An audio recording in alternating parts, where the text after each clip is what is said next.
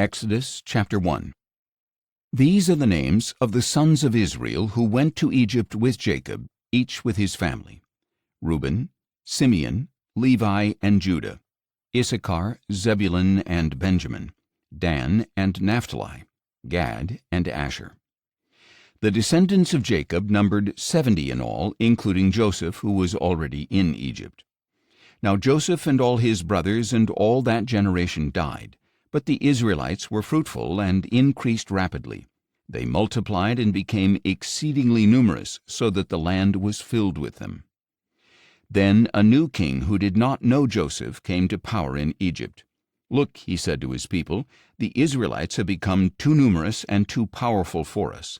Come, let us deal shrewdly with them, or they will increase even more, and if a war breaks out they may join our enemies, fight against us, and leave the country." So the Egyptians appointed taskmasters over the Israelites to oppress them with forced labor. As a result, they built Pithom and Ramesses as store cities for Pharaoh. But the more they were oppressed, the more they multiplied and flourished, so the Egyptians came to dread the Israelites. They worked the Israelites ruthlessly and made their lives bitter with hard labor in brick and mortar and with all kinds of work in the fields. Every service they imposed was harsh. Then the king of Egypt said to the Hebrew midwives, whose names were Shiphrah and Puah, "When you help the Hebrew women give birth, observe them on the birth stools. If the child is a son, kill him, but if it is a daughter, let her live." The midwives, however, feared God and did not do as the king of Egypt had instructed. They let the boys live. So the king of Egypt summoned the midwives and asked them, "Why have you done this? Why have you let the boys live?" The midwives answered Pharaoh, "The Hebrew women are not like the Egyptian women, for they are vigorous and give birth before a midwife arrives." So God was good to the midwives, and the people multiplied and became even more numerous. And because the midwives feared God, he gave them families of their own. Then Pharaoh commanded all his people, "Every son born to the Hebrews you must throw into the Nile, but every daughter you may allow to live." Exodus chapter 2. Now a man of the house of Levi married a daughter of Levi, and she conceived and gave birth to a son. When she saw that he was a beautiful child, she hid him for 3 months. But when she could no longer hide him, she got him a papyrus basket and coated it with tar and pitch. Then she placed the child in the basket and set it among the reeds along the bank of the Nile. And his sister stood at a distance to see what would happen to him. Soon the daughter of Pharaoh went down to bathe in the Nile, and her attendants were walking along the river bank. And when she saw the basket among the reeds, she sent her maidservant to retrieve it. When she opened it, she saw the child, and behold, the little boy was crying. So she had compassion on him and said, "This is one of the Hebrew children." Then his sisters said to Pharaoh's daughter, "Shall I go and call one of the Hebrew women to nurse the child for you?" "Go ahead," Pharaoh's daughter told her, and the girl went and called the boy's mother. Pharaoh's daughter said to her, "Take this child and nurse him for me, and I will pay your wages." So the woman took the boy and nursed him. When the child had grown older, she brought him to Pharaoh's daughter, and he became her son. She named him Moses and explained, "I drew him out of the water." One day, after Moses had grown up, he went out to his own people and observed their hard labor. He saw an Egyptian beating a Hebrew, one of his own people. After looking this way and that and seeing no one, he struck down the Egyptian and hid his body in the sand. The next day Moses went out and saw 2 Hebrews fighting. He asked the one in the wrong, "Why are you attacking your companion?" But the man replied, "Who made you ruler and judge over us? Are you planning to kill me as you killed the Egyptian?" Then Moses was afraid and thought, "This thing I have done has surely become known." When Pharaoh heard about this matter, he sought to kill Moses. But Moses fled from Pharaoh and settled in the land of Midian, where he sat down beside a well. Now the priest of Midian had 7 daughters, and they came to draw water and fill the troughs to water their father's flock. And when some shepherds came along and drove them away, Moses rose up to help them and watered their flock. When the daughters returned to their father Reuel, he asked them, "Why have you returned so early today?" "An Egyptian rescued us from the shepherds," they replied. "He even drew water for us and watered the flock." "So where is he?" their father asked. "Why did you leave the man behind? Invite him to have something to eat."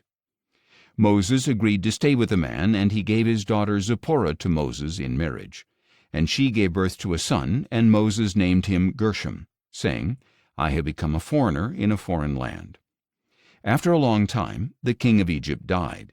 The Israelites groaned and cried out under their burden of slavery, and their cry for deliverance from bondage ascended to God. So God heard their groaning, and he remembered his covenant with Abraham, Isaac, and Jacob. God saw the Israelites and took notice. Exodus chapter 3. Meanwhile, Moses was shepherding the flock of his father-in-law Jethro, the priest of Midian. He led the flock to the far side of the wilderness and came to Horeb, the mountain of God.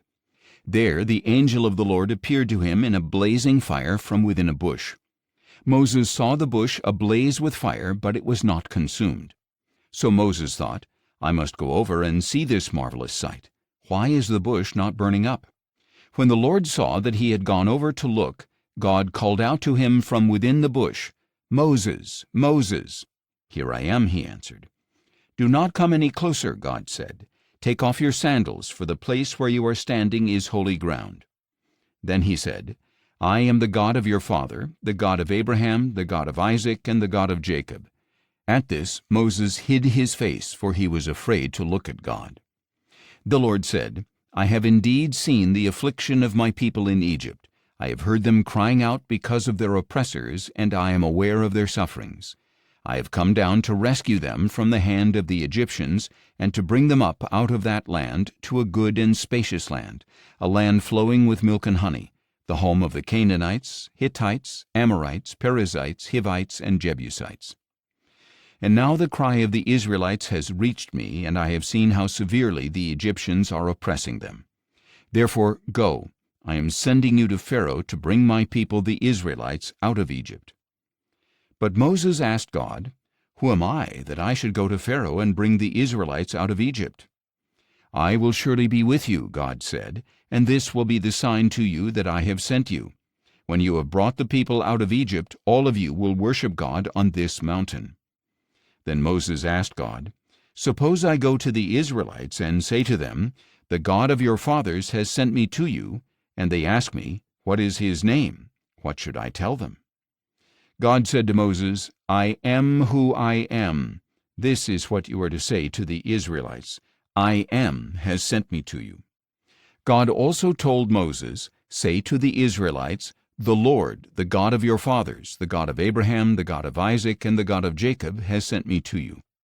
This is my name forever, and this is how I am to be remembered in every generation.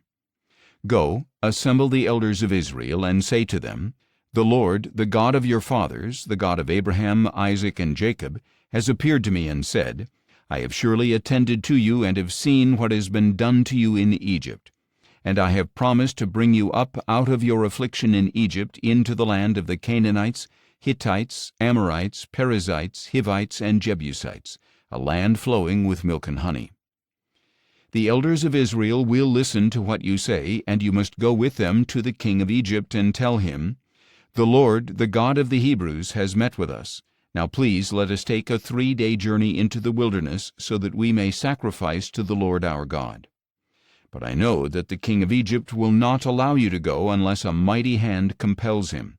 So I will stretch out my hand and strike the Egyptians with all the wonders I will perform among them, and after that he will release you. And I will grant this people such favor in the sight of the Egyptians that when you leave, you will not go away empty-handed. Every woman shall ask her neighbor and any woman staying in her house for silver and gold jewelry and clothing, and you will put them on your sons and daughters. So you will plunder the Egyptians."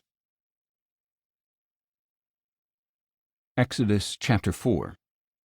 Then Moses answered, "What if they do not believe me or listen to my voice? For they may say, 'The Lord has not appeared to you.'" And the Lord asked him, "What is that in your hand?" "A staff," he replied. "Throw it on the ground," said the Lord. So Moses threw it on the ground, and it became a snake, and he ran from it. "Stretch out your hand and grab it by the tail," the Lord said to Moses, who reached out his hand and caught the snake, and it turned back into a staff in his hand. "This is so that they may believe that the Lord, the God of their fathers, the God of Abraham, the God of Isaac, and the God of Jacob, has appeared to you." Furthermore, the Lord said to Moses, "Put your hand inside your cloak." So he put his hand inside his cloak, and when he took it out, his hand was leprous, white as snow. "Put your hand back inside your cloak," said the Lord. So Moses put his hand back inside his cloak, and when he took it out, it was restored like the rest of his skin. And the Lord said, "If they refuse to believe you or heed the witness of the first sign, they may believe that of the second. But if they do not believe even these two signs or listen to your voice, take some water from the Nile and pour it on the dry ground. Then the water you take from the Nile will become blood on the ground." "Please, Lord," Moses replied, "I have never been eloquent, neither in the past nor since you have spoken to your servant, for I am slow of speech and tongue." And the Lord said to him, "Who gave man his mouth, or who makes the mute or the deaf, the sighted or the blind? Is it not I, the Lord? Now go, I will help you as you speak, and I will teach you what to say." But Moses replied, "Please, Lord, send someone else." Then the anger of the Lord burned against Moses, and he said, "Is not Aaron the Levite your brother? I know that he can speak well, and he is now on his way to meet you. When he sees you, he will be glad in his heart. You are to speak to him and put the words in his mouth. I will help both of you to speak, and I will teach you what to do. He will speak to the people for you. He will be your spokesman, and it will be as if you were God to him. But take this staff in your hand so you can perform signs with it." Then Moses went back to his father-in-law Jethro and said to him, "Please let me return to my brothers in Egypt to see if they are still alive." "Go in peace," Jethro replied. Now the Lord had said to Moses in Midian, "Go back to Egypt, for all the men who sought to kill you are dead." So Moses took his wife and sons, put them on a donkey, and headed back to Egypt, and he took the staff of God in his hand. The Lord instructed Moses, "When you go back to Egypt, see that you perform before Pharaoh all the wonders that I have put within your power. But I will harden his heart so that he will not let the people go. Then tell Pharaoh that this is what the Lord says. Israel is my firstborn son, and I told you to let my son go so that he may worship me. But since you have refused to let him go, behold, I will kill your firstborn son." Now at a lodging place along the way the Lord met Moses and was about to kill him. But Zipporah took a flint knife, cut off her son's foreskin, and touched it to Moses' feet. "Surely you are a bridegroom of blood to me," she said. So the Lord let him alone. When she said bridegroom of blood, she was referring to the circumcision. Meanwhile the Lord had said to Aaron, "Go and meet Moses in the wilderness." So he went and met Moses at the mountain of God and kissed him. And Moses told Aaron everything the Lord had sent him to say and all the signs he had commanded him to perform. Then Moses and Aaron went and assembled all the elders of the Israelites, and Aaron relayed everything the Lord had said to Moses. And Moses performed the signs before the people, and they believed. And when they heard that the Lord had attended to the Israelites and had seen their affliction, they bowed down and worshipped. Exodus chapter 5. After that Moses and Aaron went to Pharaoh and said, "This is what the Lord, the God of Israel, says. Let my people go so that they may hold a feast to me in the wilderness."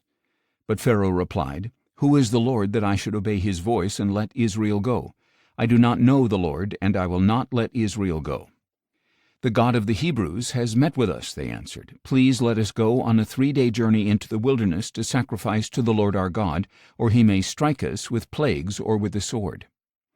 But the king of Egypt said to them, "Moses and Aaron, why do you draw the people away from their work? Get back to your labor." Pharaoh also said, "Look, the people of the land are now numerous, and you would be stopping them from their labor." That same day Pharaoh commanded the taskmasters of the people and their foremen, "You shall no longer supply the people with straw for making bricks. They must go and gather their own straw. But require of them the same quota of bricks as before. Do not reduce it, for they are lazy. That is why they are crying out, 'Let us go and sacrifice to our God.' Make the work harder on the men so they will be occupied and pay no attention to these lies." So the taskmasters and foremen of the people went out and said to them, This is what Pharaoh says, I am no longer giving you straw. Go and get your own straw wherever you can find it, but your workload will in no way be reduced. So the people scattered all over the land of Egypt to gather stubble for straw. The taskmasters kept pressing them, saying, Fulfill your quota each day, just as you did when straw was provided. Then the Israelite foremen, whom Pharaoh's taskmasters had set over the people, were beaten and asked, Why have you not fulfilled your quota of bricks yesterday or today, as you did before? So the Israelite foreman went and appealed to Pharaoh, Why are you treating your servants this way? No straw has been given to your servants, yet we are told, Make bricks. Look, your servants are being beaten, but the fault is with your own people. You are slackers, Pharaoh replied, slackers. That is why you keep saying, Let us go and sacrifice to the Lord. Now get to work. You will be given no straw, yet you must deliver the full quota of bricks. The Israelite foremen realized they were in trouble when they were told, You must not reduce your daily quota of bricks. When they left Pharaoh, they confronted Moses and Aaron, who stood waiting to meet them. May the Lord look upon you and judge you, the foreman said, for you have made us a stench before Pharaoh and his officials. You have placed in their hand a sword to kill us. So Moses returned to the Lord and asked, Lord, why have you brought trouble upon this people? Is this why you sent me? Ever since I went to Pharaoh to speak in your name, he has brought trouble on this people, and you have not delivered your people in any way. Exodus chapter 6. But the Lord said to Moses, Now you will see what I will do to Pharaoh, for because of my mighty hand he will let the people go, because of my strong hand he will drive them out of his land. God also told Moses, I am the Lord. I appeared to Abraham, to Isaac, and to Jacob as God Almighty. But by my name, the Lord, I did not make myself known to them. I also established my covenant with them to give them the land of Canaan, the land where they lived as foreigners. Furthermore, I have heard the groaning of the Israelites whom the Egyptians are enslaving, and I have remembered my covenant. Therefore tell the Israelites, I am the Lord, and I will bring you out from under the yoke of the Egyptians and deliver you from their bondage. I will redeem you with an outstretched arm and with mighty acts of judgment. I will take you as my own people, and I will be your God. Then you will know that I am the Lord your God, who brought you out from under the yoke of the Egyptians. And I will bring you into the land that I swore to give to Abraham, Isaac, and Jacob. I will give it to you as a possession. I am the Lord. Moses relayed this message to the Israelites, but on account of their broken spirit and cruel bondage, they did not listen to him. So the Lord said to Moses, Go and tell Pharaoh, king of Egypt, to let the Israelites go out of his land. But in the Lord's presence Moses replied, If the Israelites will not listen to me, then why would Pharaoh listen to me, since I am unskilled in speech? Then the Lord spoke to Moses and Aaron and gave them a charge concerning both the Israelites and Pharaoh king of Egypt, to bring the Israelites out of the land of Egypt. These were the heads of their fathers' houses. The sons of Reuben, the firstborn of Israel, were Hanok and Palu, Hezron and Carmi. These were the clans of Reuben. The sons of Simeon were Jemuel, Jamin, Ohad, Jachin, Zohar, and Shaul, the son of a Canaanite woman. These were the clans of Simeon. These were the names of the sons of Levi according to their records: Gershon, Kohath, and Merari. Levi lived 137 years. The sons of Gershon were Libni and Shimei by their clans. The sons of Kohath were Amram, Izhar, Hebron, and Uzziel.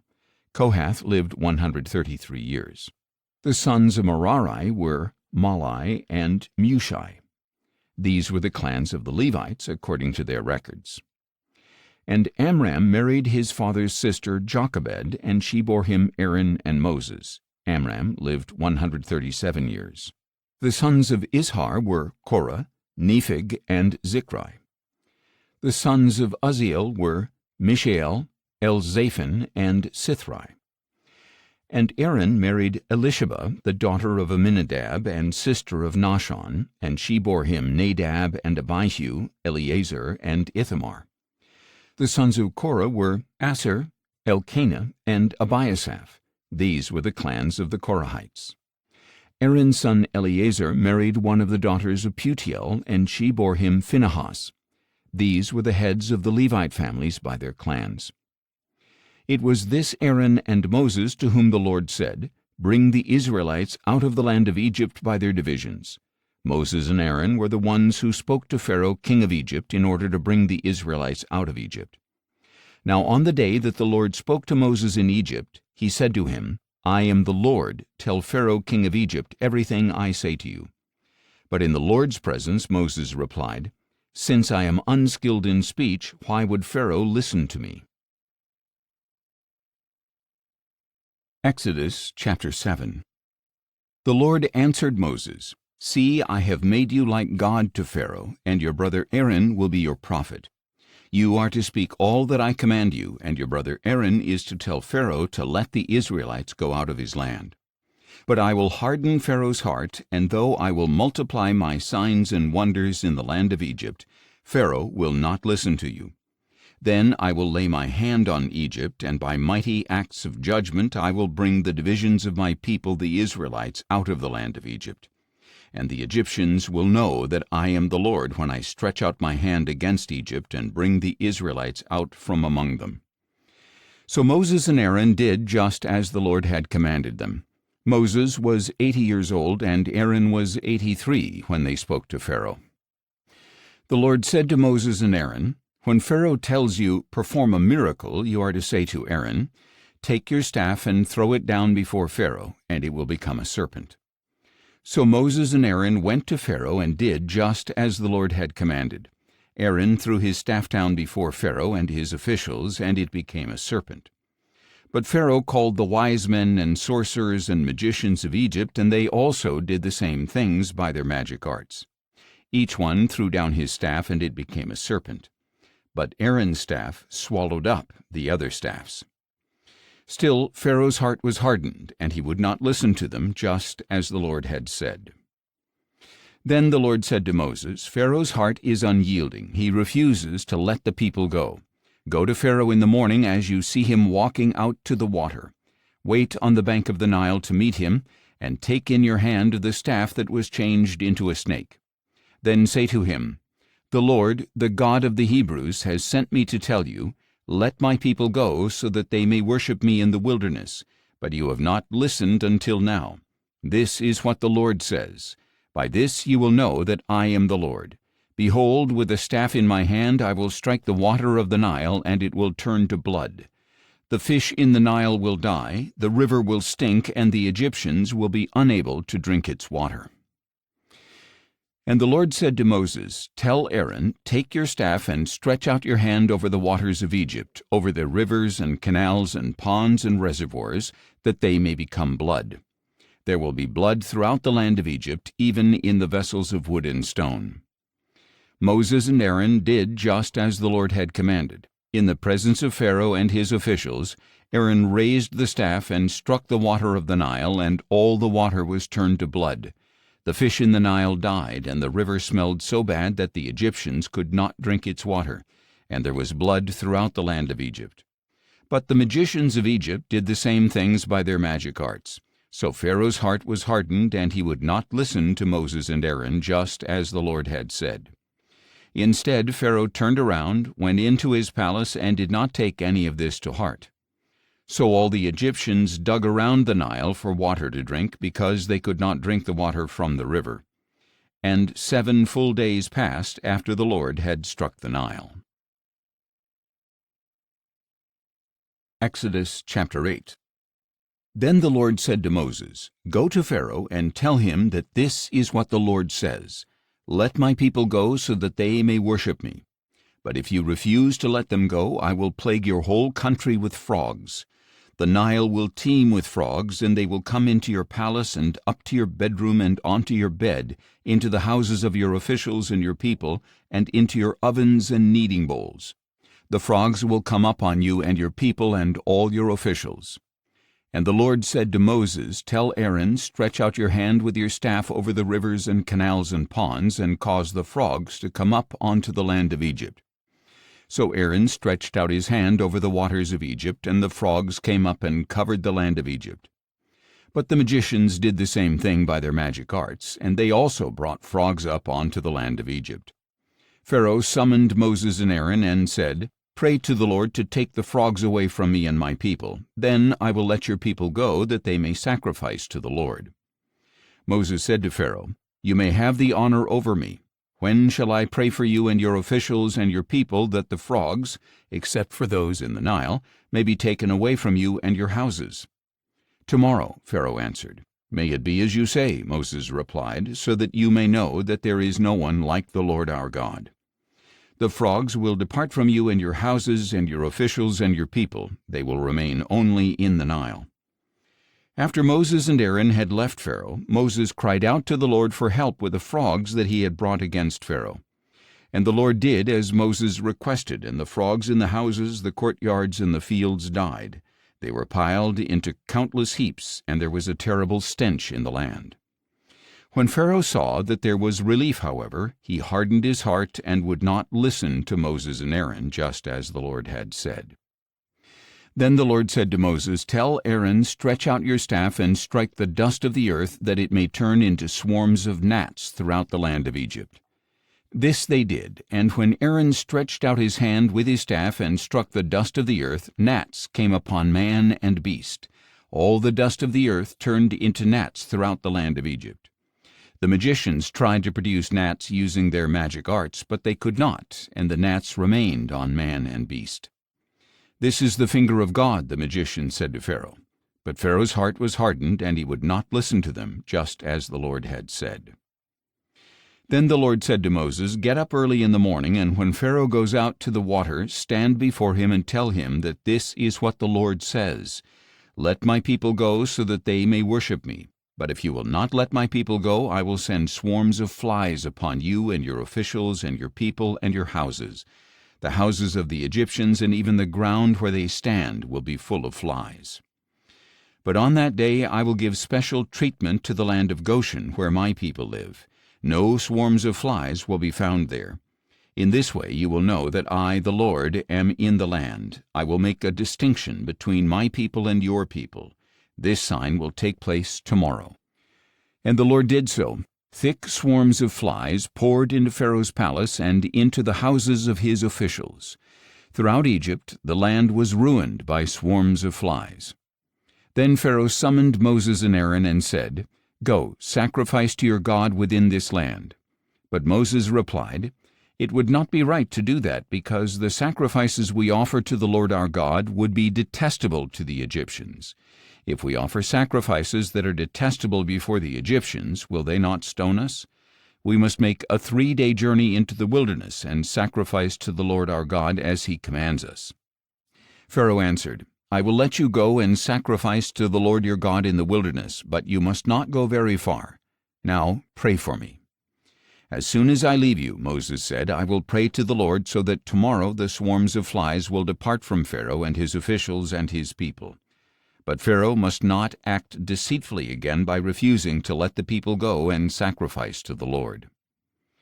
Then Moses left Pharaoh and prayed to the Lord, and the Lord did as Moses requested. He removed the swarms of flies from Pharaoh and his officials and his people. Not one fly remained. But Pharaoh hardened his heart this time as well, and he would not let the people go. Exodus chapter 9. Then the Lord said to Moses, "Go to Pharaoh and tell him that this is what the Lord, the God of the Hebrews, says. Let my people go so that they may worship me. But if you continue to restrain them and refuse to let them go, then the hand of the Lord will bring a severe plague on your livestock in the field, on your horses, donkeys, camels, herds, and flocks. But the Lord will make a distinction between the livestock of Israel and the livestock of Egypt, so that no animal belonging to the Israelites will die." The Lord set a time, saying, "Tomorrow the Lord will do this in the land." And the next day the Lord did just that. All the livestock of the Egyptians died, but not one animal belonging to the Israelites died. Pharaoh sent officials and found that none of the livestock of the Israelites had died. But Pharaoh's heart was hardened, and he would not let the people go. Then the Lord said to Moses and Aaron, "Take handfuls of soot from the furnace. In the sight of Pharaoh, Moses is to toss it into the air. It will become fine dust over all the land of Egypt, and festering boils will break out on man and beast throughout the land." So they took soot from the furnace and stood before Pharaoh. Moses tossed it into the air, and festering boils broke out on man and beast. The magicians could not stand before Moses because the boils had broken out on them and on all the Egyptians. But the Lord hardened Pharaoh's heart, and he would not listen to them, just as the Lord had said to Moses. Then the Lord said to Moses, "Get up early in the morning, stand before Pharaoh, and tell him that this is what the Lord, the God of the Hebrews, says. Let my people go so that they may worship me. Otherwise I will send all my plagues against you and your officials and your people, so you may know that there is no one like me in all the earth. For by this time I could have stretched out my hand and struck you and your people with a plague to wipe you off the earth. But I have raised you up for this very purpose, that I might display my power to you, and that my name might be proclaimed in all the earth.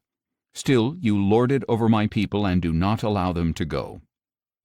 Behold, at this time tomorrow I will rain down the worst hail that has ever fallen on Egypt from the day it was founded until now. So give orders now to shelter your livestock and everything you have in the field.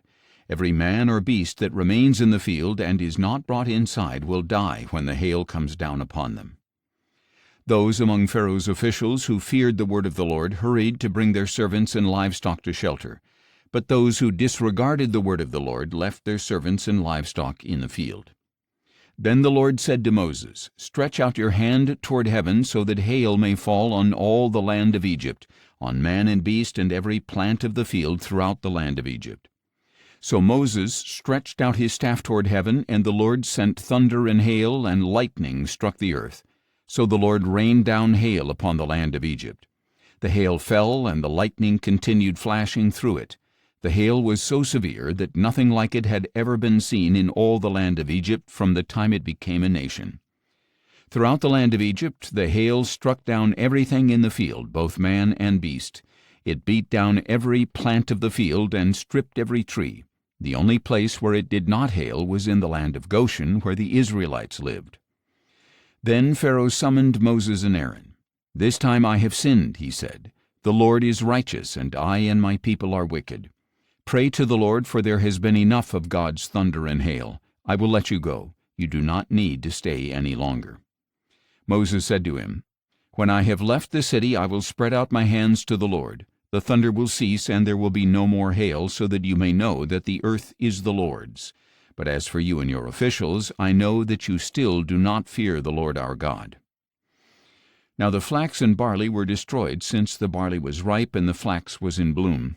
But the wheat and spelt were not destroyed, because they are late crops. Then Moses departed from Pharaoh, went out of the city, and spread out his hands to the Lord. The thunder and hail ceased, and the rain no longer poured down on the land. When Pharaoh saw that the rain and hail and thunder had ceased, he sinned again and hardened his heart, he and his officials. So Pharaoh's heart was hardened, and he would not let the Israelites go, just as the Lord had said through Moses. Exodus chapter 10. Then the Lord said to Moses, "Go to Pharaoh, for I have hardened his heart and the hearts of his officials, that I may perform these miraculous signs of mine among them, and that you may tell your children and grandchildren how severely I dealt with the Egyptians when I performed miraculous signs among them, so that all of you may know that I am the Lord." So Moses and Aaron went to Pharaoh and told him, "This is what the Lord, the God of the Hebrews, says. How long will you refuse to humble yourself before me? Let my people go so that they may worship me. But if you refuse to let my people go, I will bring locusts into your territory tomorrow. They will cover the face of the land so that no one can see it.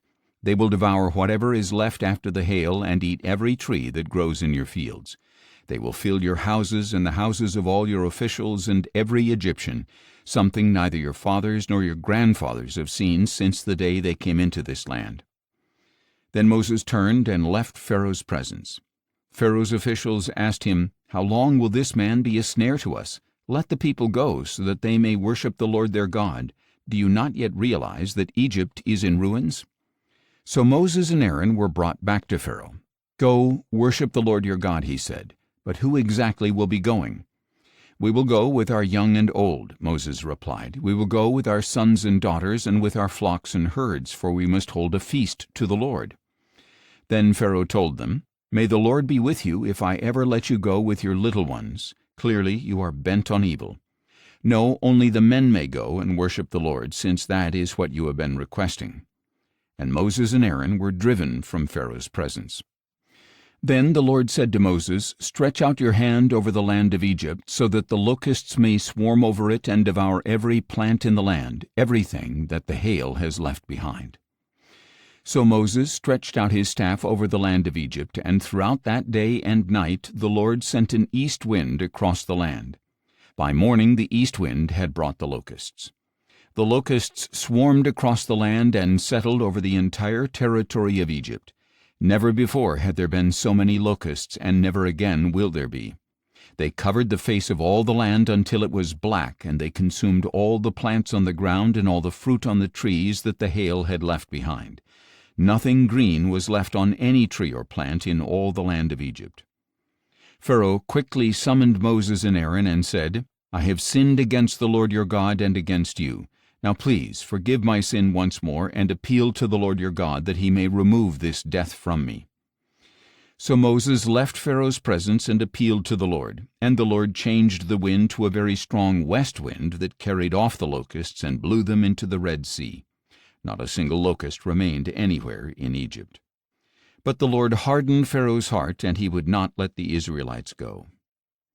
Then the Lord said to Moses, "Stretch out your hand toward heaven so that darkness may spread over the land of Egypt, a palpable darkness." So Moses stretched out his hand toward heaven, and total darkness covered all the land of Egypt for 3 days. No one could see anyone else, and for 3 days no one left his place, yet all the Israelites had light in their dwellings. Then Pharaoh summoned Moses and said, "Go, worship the Lord. Even your little ones may go with you. Only your flocks and herds must stay behind." But Moses replied, "You must also provide us with sacrifices and burnt offerings to present to the Lord our God. Even our livestock must go with us. Not a hoof will be left behind, for we will need some of them to worship the Lord our God, and we will not know how we are to worship the Lord until we arrive." But the Lord hardened Pharaoh's heart, and he was unwilling to let them go. "Depart from me," Pharaoh said to Moses. "Make sure you never see my face again, for on the day you see my face, you will die." "As you say," Moses replied, "I will never see your face again." Exodus chapter 11. Then the Lord said to Moses, "I will bring upon Pharaoh and Egypt one more plague. After that he will allow you to leave this place. And when he lets you go, he will drive you out completely. Now announce to the people that men and women alike should ask their neighbors for articles of silver and gold." And the Lord gave the people favor in the sight of the Egyptians. Moreover, Moses himself was highly regarded in Egypt by Pharaoh's officials and by the people.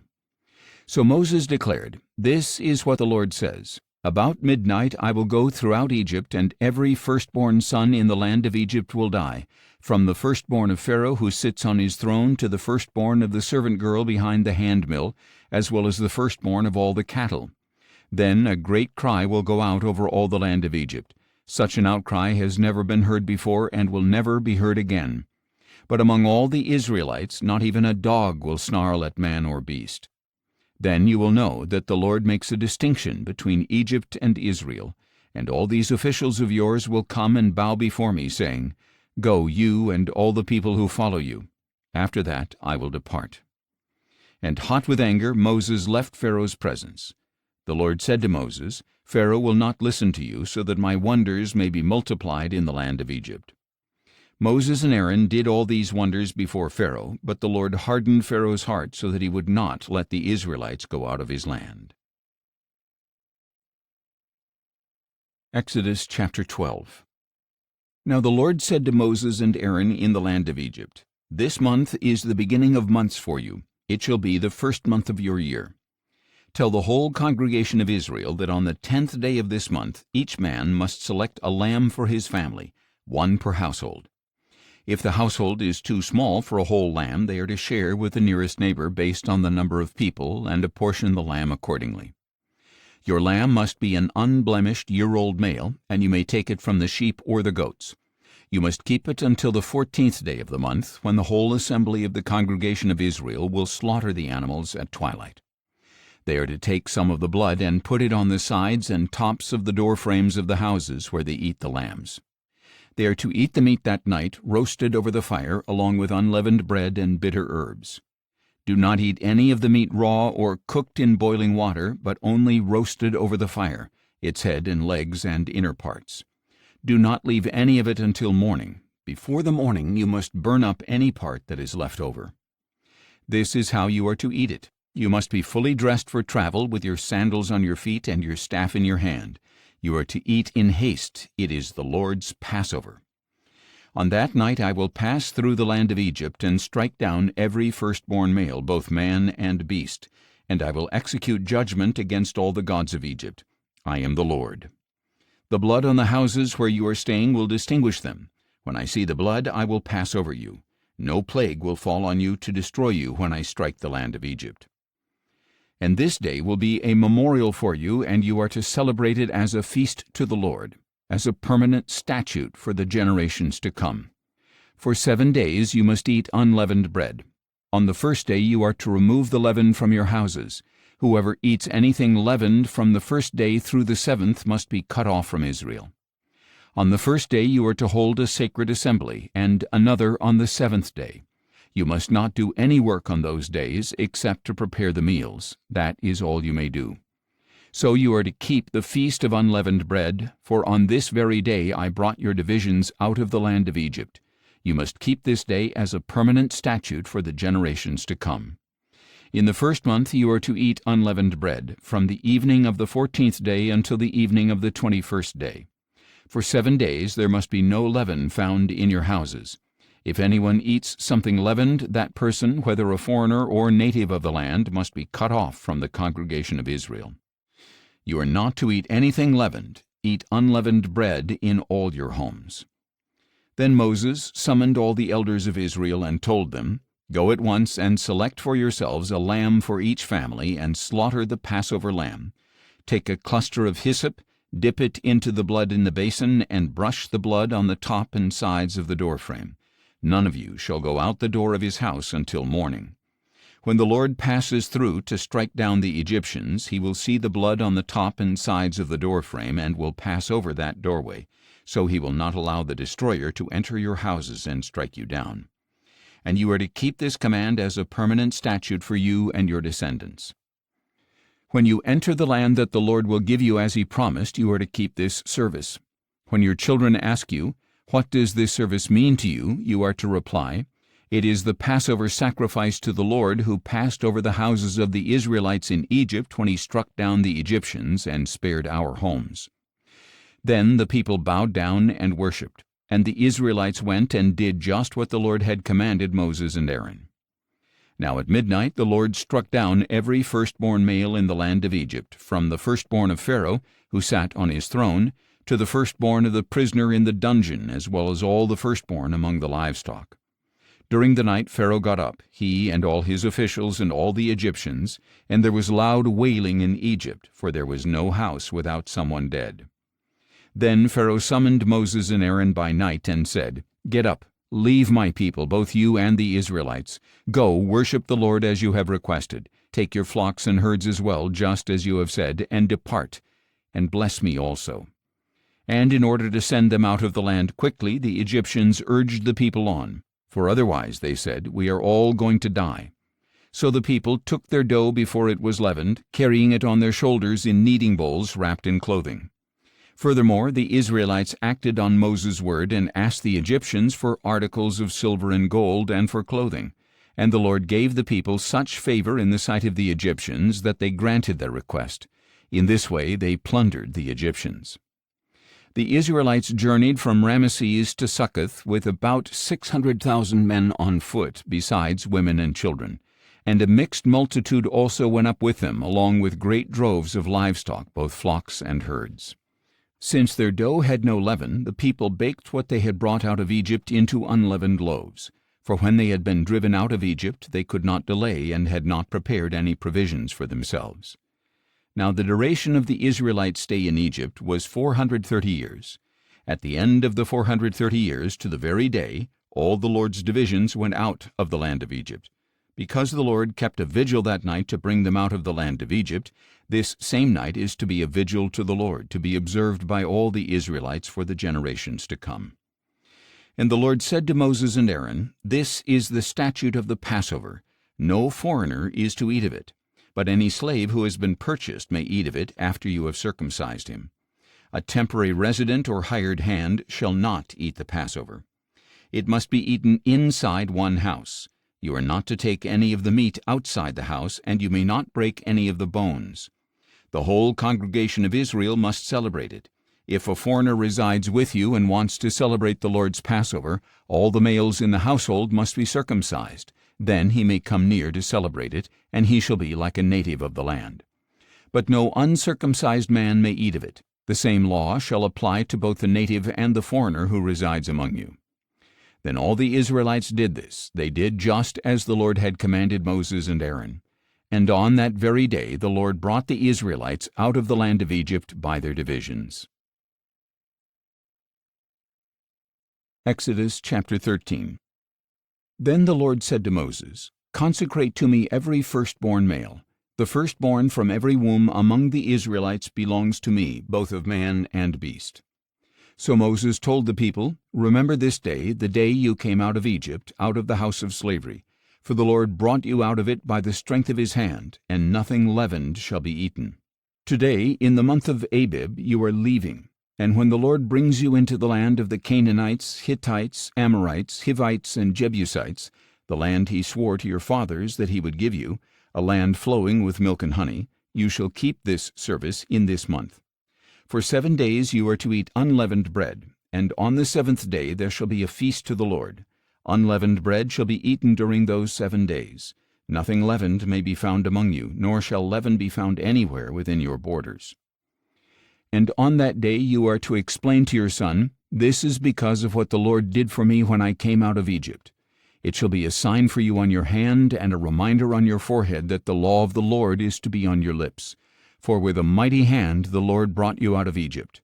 Therefore you shall keep this statute at the appointed time year after year. And after the Lord brings you into the land of the Canaanites and gives it to you, as he swore to you and your fathers, you are to present to the Lord the firstborn male of every womb. All the firstborn males of your livestock belong to the Lord. You must redeem every firstborn donkey with a lamb, and if you do not redeem it, you are to break its neck. And every firstborn of your sons you must redeem.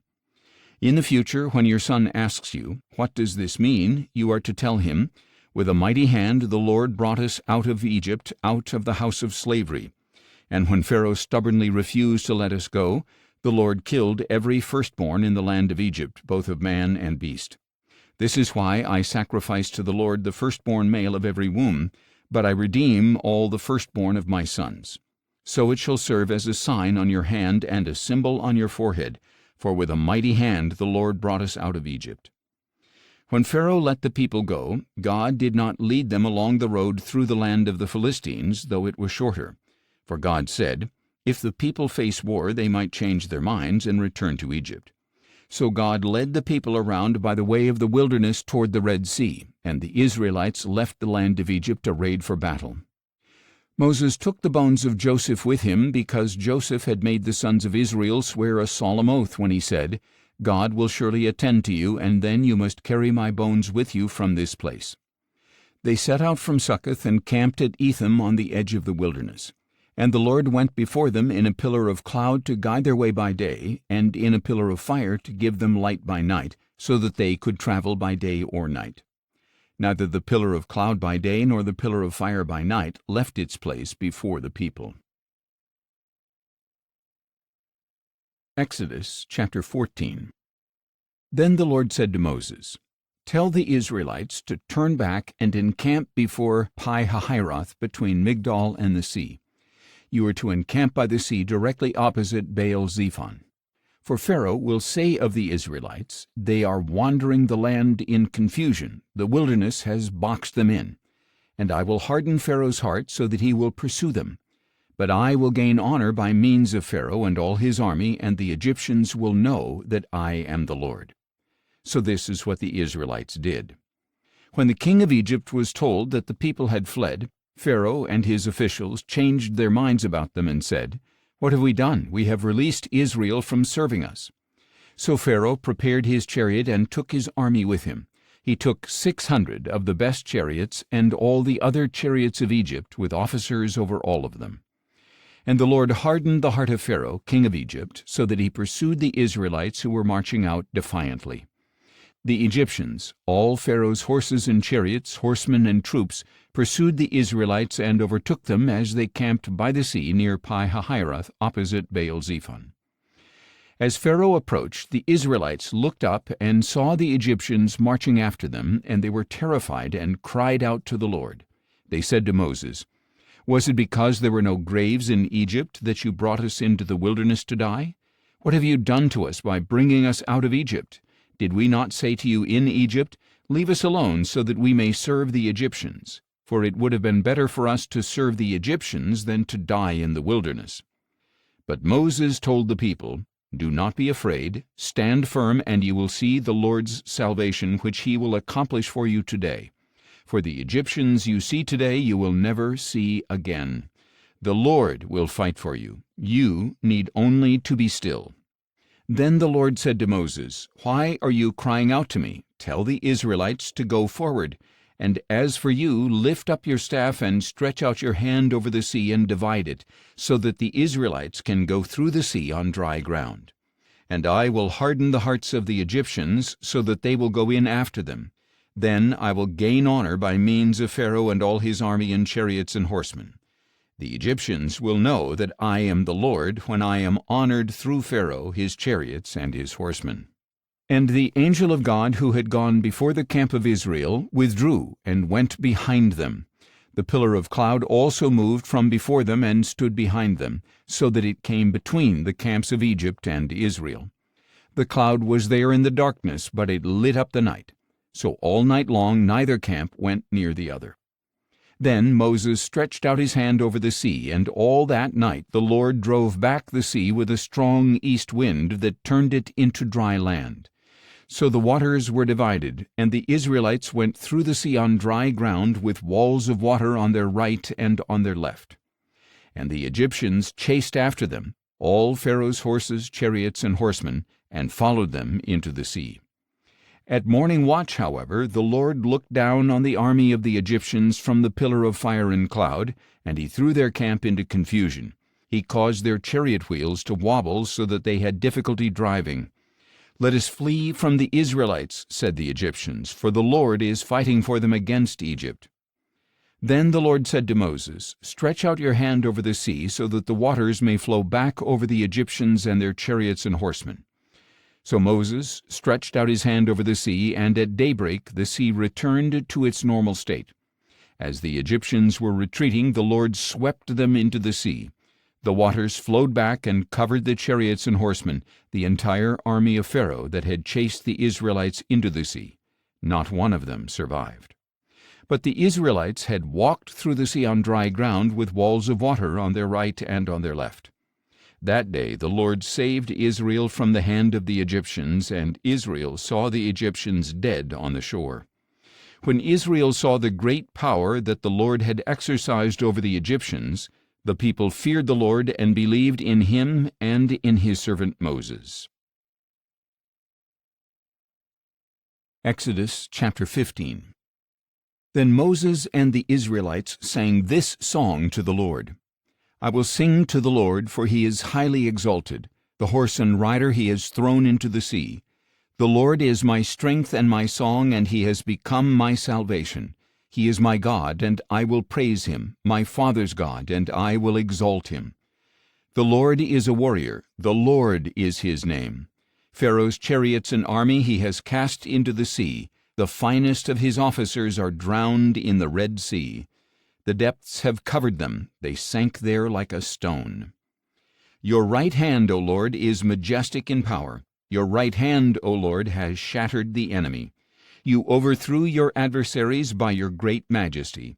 You unleashed your burning wrath. It consumed them like stubble. At the blast of your nostrils the waters piled up. Like a wall the currents stood firm. The depths congealed in the heart of the sea. The enemy declared, I will pursue, I will overtake, I will divide the spoils, I will gorge myself on them. I will draw my sword, my hand will destroy them. But you blew with your breath, and the sea covered them. They sank like lead in the mighty waters. Who among the gods is like you, O Lord? Who is like you, majestic in holiness, revered with praises, performing wonders? You stretched out your right hand, and the earth swallowed them up. With loving devotion you will lead the people you have redeemed. With your strength you will guide them to your holy dwelling. The nations will hear and tremble. Anguish will grip the dwellers of Philistia. Then the chiefs of Edom will be dismayed. Trembling will seize the leaders of Moab. Those who dwell in Canaan will melt away, and terror and dread will fall on them. By the power of your arm they will be as still as a stone until your people pass by, O Lord, until the people you have bought pass by. You will bring them in and plant them on the mountain of your inheritance, the place, O Lord, you have prepared for your dwelling, the sanctuary, O Lord, your hands have established. The Lord will reign forever and ever. For when Pharaoh's horses, chariots, and horsemen went into the sea, the Lord brought the waters of the sea back over them, but the Israelites walked through the sea on dry ground. Then Miriam the prophetess, Aaron's sister, took a tambourine in her hand, and all the women followed her with tambourines and dancing. And Miriam sang back to them, Sing to the Lord, for he is highly exalted. The horse and rider he has thrown into the sea. Then Moses led Israel from the Red Sea, and they went out into the desert of Shur. For 3 days they walked in the desert without finding water. And when they came to Merah, they could not drink the water there, because it was bitter. That is why it was named Merah. So the people grumbled against Moses, saying, What are we to drink? And Moses cried out to the Lord, and the Lord showed him a log. And when he cast it into the waters, they were sweetened. There the Lord made for them a statute and an ordinance, and there he tested them, saying, If you will listen carefully to the voice of the Lord your God, and do what is right in his eyes, and pay attention to his commands, and keep all his statutes, then I will not bring on you any of the diseases I inflicted on the Egyptians, for I am the Lord who heals you. Then they came to Elim, where there were 12 springs of water and 70 palm trees, and they camped there by the waters. Exodus chapter 16. On the 15th day of the 2nd month, after they had left the land of Egypt, the whole congregation of Israel set out from Elim and came to the desert of Sin, which is between Elim and Sinai. And there, in the desert, they all grumbled against Moses and Aaron. If only we had died by the Lord's hand in the land of Egypt, they said. There we sat by pots of meat and ate our fill of bread. But you have brought us into this desert to starve this whole assembly to death. Then the Lord said to Moses, Behold, I will rain down bread from heaven for you. Each day the people are to go out and gather enough for that day. In this way I will test whether or not they will follow my instructions. Then on the 6th day, when they prepare what they bring in, it will be twice as much as they gather on the other days. So Moses and Aaron said to all the Israelites, This evening you will know that it was the Lord who brought you out of the land of Egypt. And in the morning you will see the Lord's glory, because he has heard your grumbling against him. For who are we that you should grumble against us? And Moses added, The Lord will give you meat to eat this evening, and bread to fill you in the morning, for he has heard your grumbling against him. Who are we? Your grumblings are not against us, but against the Lord. Then Moses said to Aaron, Tell the whole congregation of Israel, Come before the Lord, for he has heard your grumbling. And as Aaron was speaking to the whole congregation of Israel, they looked toward the desert, and there in a cloud the glory of the Lord appeared. Then the Lord said to Moses, I have heard the grumbling of the Israelites. Tell them, At twilight you will eat meat, and in the morning you will be filled with bread. Then you will know that I am the Lord your God. That evening quail came and covered the camp, and in the morning there was a layer of dew around the camp. When the layer of dew had evaporated, there were thin flakes on the desert floor, as fine as frost on the ground.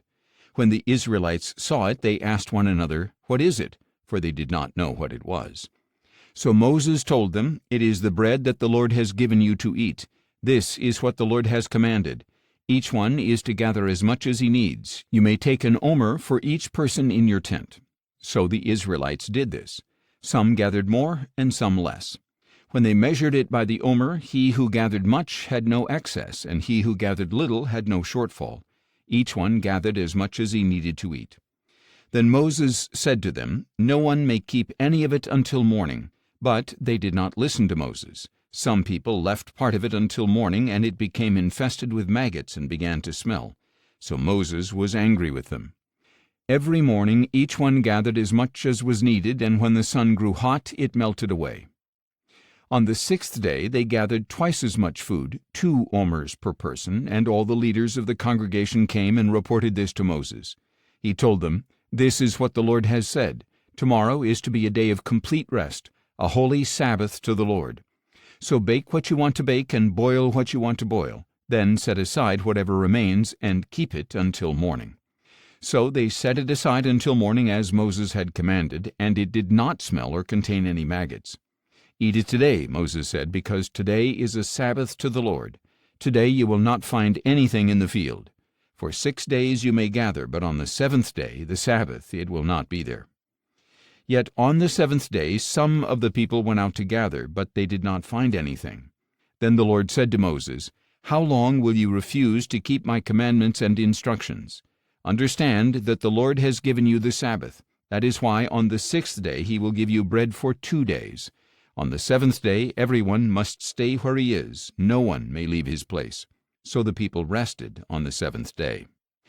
Now the house of Israel called the bread manna. It was white like coriander seed and tasted like wafers made with honey. Moses said, "This is what the Lord has commanded. Keep an omer of manna for the generations to come, so that they may see the bread I fed you in the wilderness when I brought you out of the land of Egypt." So Moses told Aaron, "Take a jar and fill it with an omer of manna. Then place it before the Lord to be preserved for the generations to come." And Aaron placed it in front of the testimony to be preserved, just as the Lord had commanded Moses. The Israelites ate manna 40 years until they came to a land where they could settle.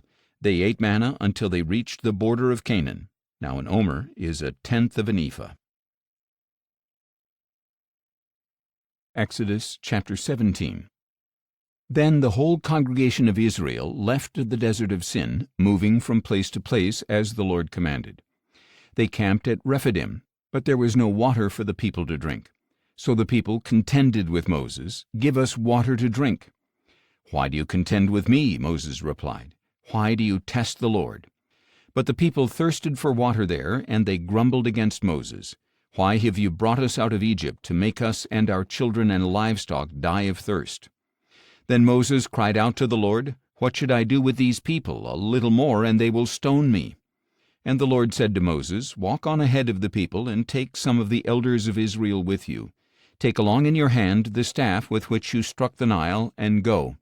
Behold, I will stand there before you by the rock at Horeb, and when you strike the rock, water will come out of it for the people to drink." So Moses did this in the sight of the elders of Israel. He named the place Massah and Meribah because the Israelites quarreled and because they tested the Lord, saying, "Is the Lord among us or not?" After this the Amalekites came and attacked the Israelites at Rephidim. So Moses said to Joshua, "Choose some of our men and go out to fight the Amalekites. Tomorrow I will stand on the hilltop with the staff of God in my hand." Joshua did as Moses had instructed him and fought against the Amalekites, while Moses, Aaron, and Hur went up to the top of the hill. As long as Moses held up his hands, Israel prevailed, but when he lowered them, Amalek prevailed. When Moses' hands grew heavy, they took a stone and put it under him, and he sat on it. Then Aaron and Hur held his hands up, one on each side, so that his hands remained steady until the sun went down. So Joshua overwhelmed Amalek and his army with the sword.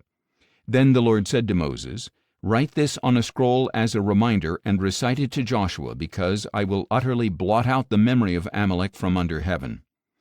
And Moses built an altar and named it, "The Lord is my banner." Indeed, he said, a hand was lifted up toward the throne of the Lord. The Lord will war against Amalek from generation to generation. Exodus chapter 18. Now Moses' father-in-law Jethro, the priest of Midian, heard about all that God had done for Moses and his people Israel, and how the Lord had brought Israel out of Egypt. After Moses had sent back his wife Zipporah, his father-in-law Jethro had received her, along with her 2 sons.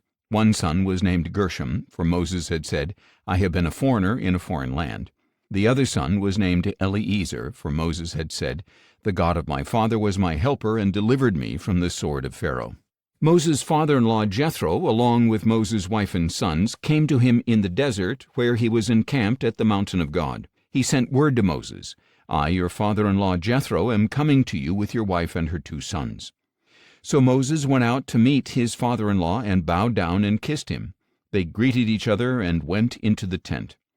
Then Moses recounted to his father-in-law all that the Lord had done to Pharaoh and the Egyptians for Israel's sake, all the hardships they had encountered along the way, and how the Lord had delivered them. And Jethro rejoiced over all the good things the Lord had done for Israel, whom he had rescued from the hand of the Egyptians. Jethro declared, Blessed be the Lord who has delivered you from the hand of the Egyptians and of Pharaoh, and who has delivered the people from the hand of the Egyptians. Now I know that the Lord is greater than all other gods, for he did this when they treated Israel with arrogance. Then Moses' father-in-law Jethro brought a burnt offering and sacrifices to God, and Aaron came with all the elders of Israel to eat bread with Moses' father-in-law in the presence of God. The next day Moses took his seat to judge the people, and they stood around him from morning until evening. When his father-in-law saw all that Moses was doing for the people, he asked, What is this that you are doing for the people? Why do you sit alone as judge, with all the people standing around you from morning till evening? Because the people come to me to inquire of God, Moses replied. Whenever they have a dispute, it is brought to me to judge between one man and another, and I make known to them the statutes and laws of God. But Moses' father-in-law said to him, What you are doing is not good. Surely you and these people with you will wear yourselves out, because the task is too heavy for you. You cannot handle it alone. Now listen to me. I will give you some advice, and may God be with you. You must be the people's representative before God and bring their causes to him. Teach them the statutes and laws, and show them the way to live and the work they must do. Furthermore, select capable men from among the people, God-fearing, trustworthy men who are averse to dishonest gain. Appoint them over the people as leaders of thousands, of hundreds, of 50s, and of 10s. Have these men judge the people at all times. Then they can bring you any major issue, but all minor cases they can judge on their own, so that your load may be lightened as they share it with you. If you follow this advice and God so directs you, then you will be able to endure, and all these people can go home in peace. Moses listened to his father-in-law and did everything he said. So Moses chose capable men from all Israel and made them heads over the people as leaders of thousands, of hundreds, of 50s, and of 10s. And they judged the people at all times. They would bring the difficult cases to Moses, but any minor issue they would judge themselves. Then Moses sent his father-in-law on his way, and Jethro returned to his own land. Exodus chapter 19. In the 3rd month, on the same day of the month that the Israelites had left the land of Egypt, they came to the wilderness of Sinai. After they had set out from Rephidim, they entered the wilderness of Sinai, and Israel camped there in front of the mountain. Then Moses went up to God, and the Lord called to him from the mountain, This is what you are to tell the house of Jacob and explain to the sons of Israel. You have seen for yourselves what I did to Egypt, and how I carried you on eagle's wings and brought you to myself. Now, if you will indeed obey my voice and keep my covenant, you will be my treasured possession out of all the nations, for the whole earth is mine. And unto me you shall be a kingdom of priests and a holy nation.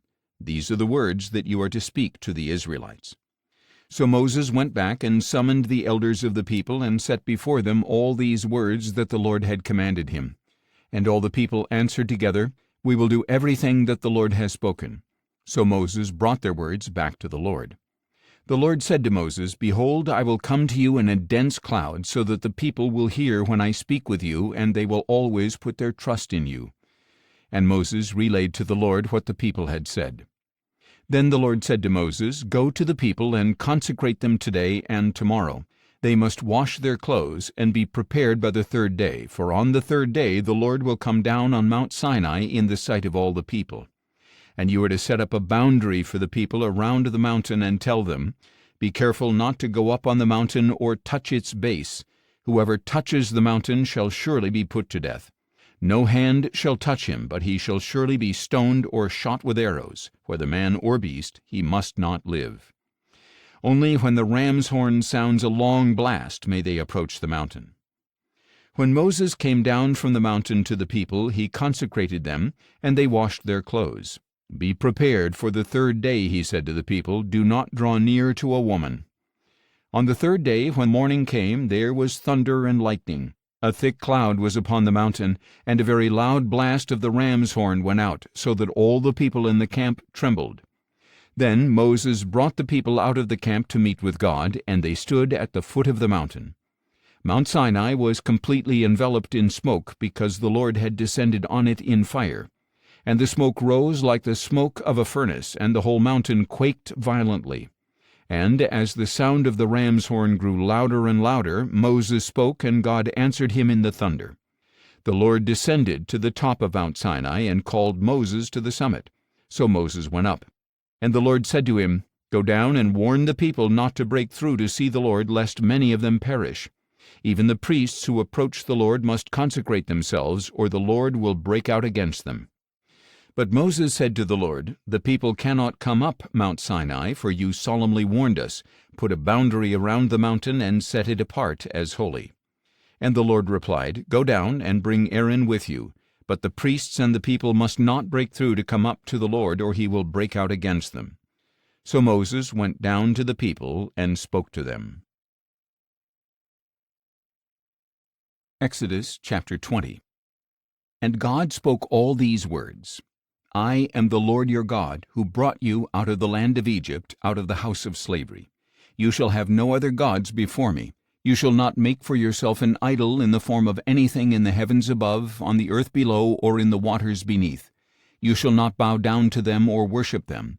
For I, the Lord your God, am a jealous God, visiting the iniquity of the fathers on their children to the third and fourth generations of those who hate me, but showing loving devotion to 1,000 generations of those who love me and keep my commandments. You shall not take the name of the Lord your God in vain, for the Lord will not leave anyone unpunished who takes his name in vain. Remember the Sabbath day by keeping it holy. 6 days you shall labor and do all your work, but the seventh day is a Sabbath to the Lord your God, on which you must not do any work, neither you, nor your son or daughter, nor your manservant or maidservant or livestock, nor the foreigner within your gates. For in 6 days the Lord made the heavens and the earth and the sea and all that is in them, but on the seventh day he rested. Therefore the Lord blessed the Sabbath day and set it apart as holy. Honor your father and mother, so that your days may be long in the land that the Lord your God is giving you. You shall not murder. You shall not commit adultery. You shall not steal. You shall not bear false witness against your neighbor. You shall not covet your neighbor's house. You shall not covet your neighbor's wife, or his manservant or maidservant, or his ox or donkey, or anything that belongs to your neighbor. When all the people witnessed the thunder and lightning, the sounding of the ram's horn, and the mountain enveloped in smoke, they trembled and stood at a distance. Speak to us yourself, and we will listen, they said to Moses, but do not let God speak to us, or we will die. Do not be afraid, Moses replied, for God has come to test you, so that the fear of him may be before you to keep you from sinning. And the people stood at a distance as Moses approached the thick darkness where God was. Then the Lord said to Moses, This is what you are to tell the Israelites. You have seen for yourselves that I have spoken to you from heaven. You are not to make any gods alongside me. You are not to make for yourselves gods of silver or gold. You are to make for me an altar of earth and sacrifice on it your burnt offerings and peace offerings, your sheep and goats and cattle. In every place where I cause my name to be remembered, I will come to you and bless you. Now if you make an altar of stones for me, you must not build it with stones shaped by tools, for if you use a chisel on it, you will defile it. And you must not go up to my altar on steps, lest your nakedness be exposed on it. Exodus chapter 21. These are the ordinances that you are to set before them. If you buy a Hebrew servant, he is to serve you for 6 years, but in the 7th year he shall go free without paying anything. If he arrived alone, he is to leave alone. If he arrived with a wife, she is to leave with him. If his master gives him a wife and she bears him sons or daughters, the woman and her children shall belong to her master, and only the man shall go free. But if the servant declares, I love my master and my wife and children, I do not want to go free, then his master is to bring him before the judges, and he shall take him to the door or doorpost and pierce his ear with an awl. Then he shall serve his master for life. And if a man sells his daughter as a servant, she is not to go free as the men servants do. If she is displeasing in the eyes of her master, who had designated her for himself, he must allow her to be redeemed. He has no right to sell her to foreigners, since he has broken faith with her. And if he chooses her for his son, he must deal with her as with a daughter. If he takes another wife, he must not reduce the food, clothing, or marital rights of his first wife. If, however, he does not provide her with these 3 things, she is free to go without monetary payment. Whoever strikes and kills a man must surely be put to death. If, however, he did not lie in wait, but God allowed it to happen, then I will appoint for you a place where he may flee. But if a man schemes and acts willfully against his neighbor to kill him, you must take him away from my altar to be put to death. Whoever strikes his father or mother must surely be put to death. Whoever kidnaps another man must be put to death, whether he sells him or the man is found in his possession. Anyone who curses his father or mother must surely be put to death. If men are quarreling and one strikes the other with a stone or a fist, and he does not die but is confined to bed, then the one who struck him shall go unpunished as long as the other can get up and walk around outside with his staff.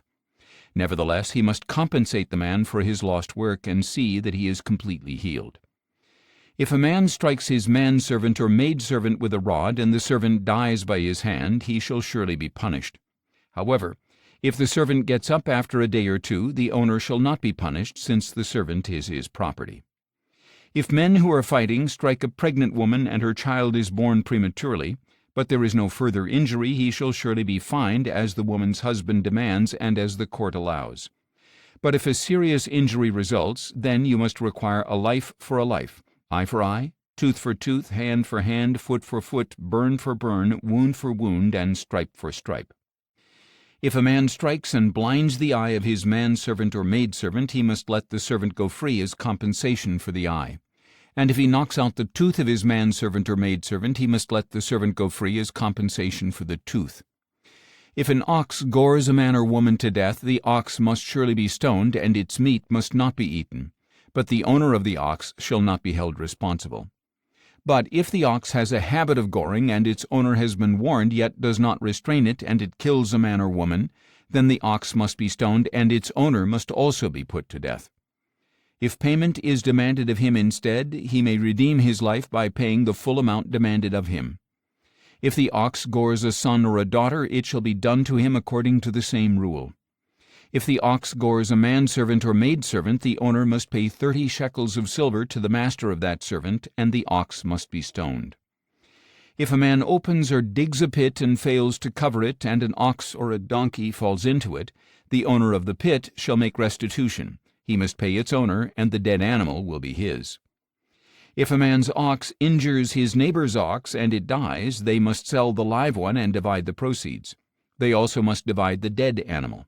But if it was known that the ox had a habit of goring, yet its owner failed to restrain it, he shall pay full compensation, ox for ox, and the dead animal will be his. Exodus chapter 22. If a man steals an ox or a sheep and slaughters or sells it, he must repay 5 oxen for an ox and 4 sheep for a sheep. If a thief is caught breaking in and is beaten to death, no one shall be guilty of bloodshed. But if it happens after sunrise, there is guilt for his bloodshed. A thief must make full restitution. If he has nothing, he himself shall be sold for his theft. If what was stolen is actually found alive in his possession, whether ox or donkey or sheep, he must pay back double. If a man grazes his livestock in a field or vineyard and allows them to stray so that they graze in someone else's field, he must make restitution from the best of his own field or vineyard. If a fire breaks out and spreads to thorn bushes so that it consumes stacked or standing grain, or the whole field, the one who started the fire must make full restitution. If a man gives his neighbor money or goods for safekeeping and they are stolen from the neighbor's house, the thief, if caught, must pay back double. If the thief is not found, the owner of the house must appear before the judges to determine whether he has taken his neighbor's property. In all cases of illegal possession of an ox, a donkey, a sheep, a garment, or any lost item that someone claims, "This is mine," both parties shall bring their cases before the judges. The one whom the judges find guilty must pay back double to his neighbor. If a man gives a donkey, an ox, a sheep, or any other animal to be cared for by his neighbor, but it dies or is injured or stolen while no one is watching, an oath before the Lord shall be made between the parties to determine whether or not the man has taken his neighbor's property. The owner must accept the oath and require no restitution. But if the animal was actually stolen from the neighbor, he must make restitution to the owner. If the animal was torn to pieces, he shall bring it as evidence. He need not make restitution for the torn carcass. If a man borrows an animal from his neighbor and it is injured or dies while its owner is not present, he must make full restitution. If the owner was present, no restitution is required. If the animal was rented, the fee covers the loss. If a man seduces a virgin who is not pledged in marriage and sleeps with her, he must pay the full dowry for her to be his wife. If her father absolutely refuses to give her to him, the man still must pay an amount comparable to the bridal price of a virgin. You must not allow a sorceress to live. Whoever lies with an animal must surely be put to death. If anyone sacrifices to any god other than the Lord alone, he must be set apart for destruction. You must not exploit or oppress a foreign resident, for you yourselves were foreigners in the land of Egypt. You must not mistreat any widow or orphan. If you do mistreat them, and they cry out to me in distress, I will surely hear their cry. My anger will be kindled, and I will kill you with the sword. Then your wives will become widows, and your children will be fatherless. If you lend money to one of my people among you who is poor, you must not act as a creditor to him. You are not to charge him interest. If you take your neighbor's cloak as collateral, return it to him by sunset, because his cloak is the only covering he has for his body. What else will he sleep in? And if he cries out to me, I will hear, for I am compassionate. You must not blaspheme God or curse the ruler of your people. You must not hold back offerings from your granaries or vats. You are to give me the firstborn of your sons. You shall do likewise with your cattle and your sheep. Let them stay with their mothers for 7 days, but on the 8th day you are to give them to me. You are to be my holy people. You must not eat the meat of a mauled animal found in the field. You are to throw it to the dogs. Exodus chapter 23. You shall not spread a false report.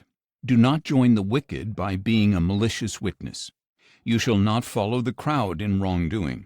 When you testify in a lawsuit, do not pervert justice by siding with the crowd, and do not show favoritism to a poor man in his lawsuit. If you encounter your enemy's stray ox or donkey, you must return it to him. If you see the donkey of one who hates you fallen under its load, do not leave it there. You must help him with it. You shall not deny justice to the poor in their lawsuits. Stay far away from a false accusation. Do not kill the innocent or the just, for I will not acquit the guilty. Do not accept a bribe, for a bribe blinds those who see and twists the words of the righteous. Do not oppress a foreign resident, since you yourselves know how it feels to be foreigners, for you are foreigners in the land of Egypt. For 6 years you are to sow your land and gather its produce, but in the 7th year you must let it rest and lie fallow, so that the poor among your people may eat from the field, and the wild animals may consume what they leave. Do the same with your vineyard and olive grove. For 6 days you are to do your work, but on the 7th day you must cease, so that your ox and your donkey may rest, and the son of your maidservant may be refreshed, as well as the foreign resident. Pay close attention to everything I have said to you. You must not invoke the names of other gods. They must not be heard on your lips. 3 times a year you are to celebrate a feast to me. You are to keep the feast of unleavened bread as I commanded you. At the appointed time in the month of Abib you are to eat unleavened bread for 7 days, because that was the month you came out of Egypt. No one may appear before me empty-handed. You are also to keep the feast of harvest with the first fruits of the produce from what you sow in the field, and keep the feast of ingathering at the end of the year, when you gather your produce from the field. 3 times a year all your males are to appear before the Lord God. You must not offer the blood of my sacrifices with anything leavened, nor may the fat of my feast remain until morning. Bring the best of the first fruits of your soil to the house of the Lord your God. You must not cook a young goat in its mother's milk. Behold, I am sending an angel before you to protect you along the way and to bring you to the place I have prepared. Pay attention to him and listen to his voice. Do not defy him, for he will not forgive rebellion, since my name is in him. But if you will listen carefully to his voice and do everything I say, I will be an enemy to your enemies and a foe to your foes. For my angel will go before you and bring you into the land of the Amorites, Hittites, Perizzites, Canaanites, Hivites, and Jebusites, and I will annihilate them. You must not bow down to their gods or serve them or follow their practices. Instead, you are to demolish them and smash their sacred stones to pieces. So you shall serve the Lord your God, and he will bless your bread and your water, and I will take away sickness from among you. No woman in your land will miscarry or be barren. I will fulfill the number of your days. I will send my terror ahead of you and throw into confusion every nation you encounter. I will make all your enemies turn and run. I will send the hornet before you to drive the Hivites and Canaanites and Hittites out of your way. I will not drive them out before you in a single year, otherwise the land would become desolate and wild animals would multiply against you. Little by little I will drive them out ahead of you until you become fruitful and possess the land. And I will establish your borders from the Red Sea to the Sea of the Philistines and from the desert to the Euphrates. For I will deliver the inhabitants into your hand, and you will drive them out before you. You shall make no covenant with them or with their gods. They must not remain in your land, lest they cause you to sin against me. For if you serve their gods, it will surely be a snare to you. Exodus chapter 24. Then the Lord said to Moses, Come up to the Lord, you and Aaron, Nadab and Abihu, and 70 of Israel's elders, and you are to worship at a distance. Moses alone shall approach the Lord, but the others must not come near, and the people may not go up with him. When Moses came and told the people all the words and ordinances of the Lord, they all responded with one voice, All the words that the Lord has spoken we will do. And Moses wrote down all the words of the Lord. Early the next morning he got up and built an altar at the base of the mountain, along with 12 pillars for the 12 tribes of Israel. Then he sent out some young men of Israel, and they offered burnt offerings and sacrificed young bulls as peace offerings to the Lord. Moses took half of the blood and put it in bowls, and the other half he sprinkled on the altar. Then he took the book of the covenant and read it to the people, who replied, All that the Lord has spoken we will do, and we will be obedient. So Moses took the blood, sprinkled it on the people, and said, This is the blood of the covenant that the Lord has made with you in accordance with all these words. Then Moses went up with Aaron, Nadab and Abihu, and 70 of the elders of Israel, and they saw the God of Israel. Under his feet was a work like a pavement made of sapphire, as clear as the sky itself. But God did not lay his hand on the nobles of Israel. They saw him, and they ate and drank. Then the Lord said to Moses, Come up to me on the mountain and stay here, so that I may give you the tablets of stone with the law and commandments I have written for their instruction. So Moses set out with Joshua his attendant, and went up on the mountain of God. And he said to the elders, Wait here for us until we return to you. Aaron and Hur are here with you. Whoever has a dispute can go to them. When Moses went up on the mountain, the cloud covered it, and the glory of the Lord settled on Mount Sinai. For 6 days the cloud covered it, and on the 7th day the Lord called to Moses from within the cloud. And the sight of the glory of the Lord was like a consuming fire on the mountaintop in the eyes of the Israelites. Moses entered the cloud as he went up on the mountain, and he remained on the mountain 40 days and 40 nights. Exodus chapter 25. Then the Lord said to Moses, Tell the Israelites to bring me an offering. You are to receive my offering from every man whose heart compels him. This is the offering you are to accept from them. gold, silver, and bronze, blue, purple, and scarlet yarn, fine linen and goat hair, ram skins dyed red, and fine leather, acacia wood, olive oil for the light, spices for the anointing oil and for the fragrant incense, and onyx stones and gemstones to be mounted on the ephod and breastpiece. And they are to make a sanctuary for me, so that I may dwell among them. You must make the tabernacle and design all its furnishings according to the pattern I show you. And they are to construct an ark of acacia wood, 2.5 cubits long, 1.5 cubits wide, and 1.5 cubits high. Overlay it with pure gold both inside and out, and make a gold molding around it. Cast 4 gold rings for it, and fasten them to its 4 feet, 2 rings on one side and 2 on the other. And make poles of acacia wood, and overlay them with gold. Insert the poles into the rings on the sides of the ark in order to carry it. The poles are to remain in the rings of the ark, they must not be removed.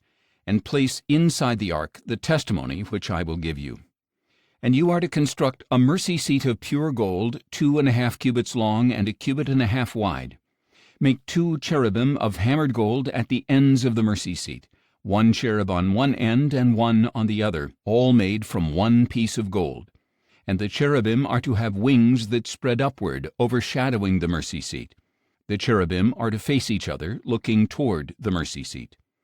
Set the mercy seat atop the ark, and put the testimony that I will give you into the ark. And I will meet with you there above the mercy seat between the 2 cherubim that are over the ark of the testimony. I will speak with you about all that I command you regarding the Israelites. You are also to make a table of acacia wood 2 cubits long, 1 cubit wide, and 1.5 cubits high. Overlay it with pure gold, and make a gold molding around it. And make a rim around it a handbreadth wide, and put a gold molding on the rim. Make 4 gold rings for the table, and fasten them to the 4 corners at its 4 legs. The rings are to be close to the rim, to serve as holders for the poles used to carry the table. Make the poles of acacia wood, and overlay them with gold, so that the table may be carried with them.